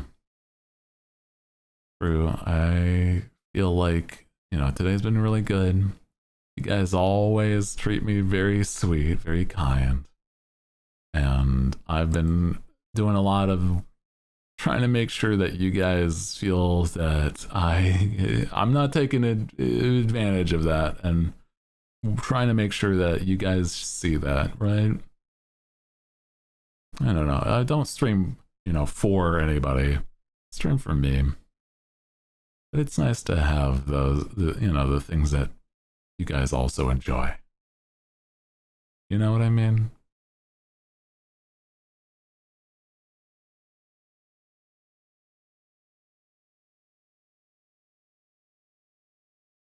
Let's see. There is somebody that I think would be a pretty good person to say hi to, because they're playing a game that I don't think I've ever thought they would play, but also I'm not sure if they're going to be going for too much longer either, is the problem. No, actually, I think we're good. You know what? Let's say hi to, on Twitch, we're going to say hi to Shia.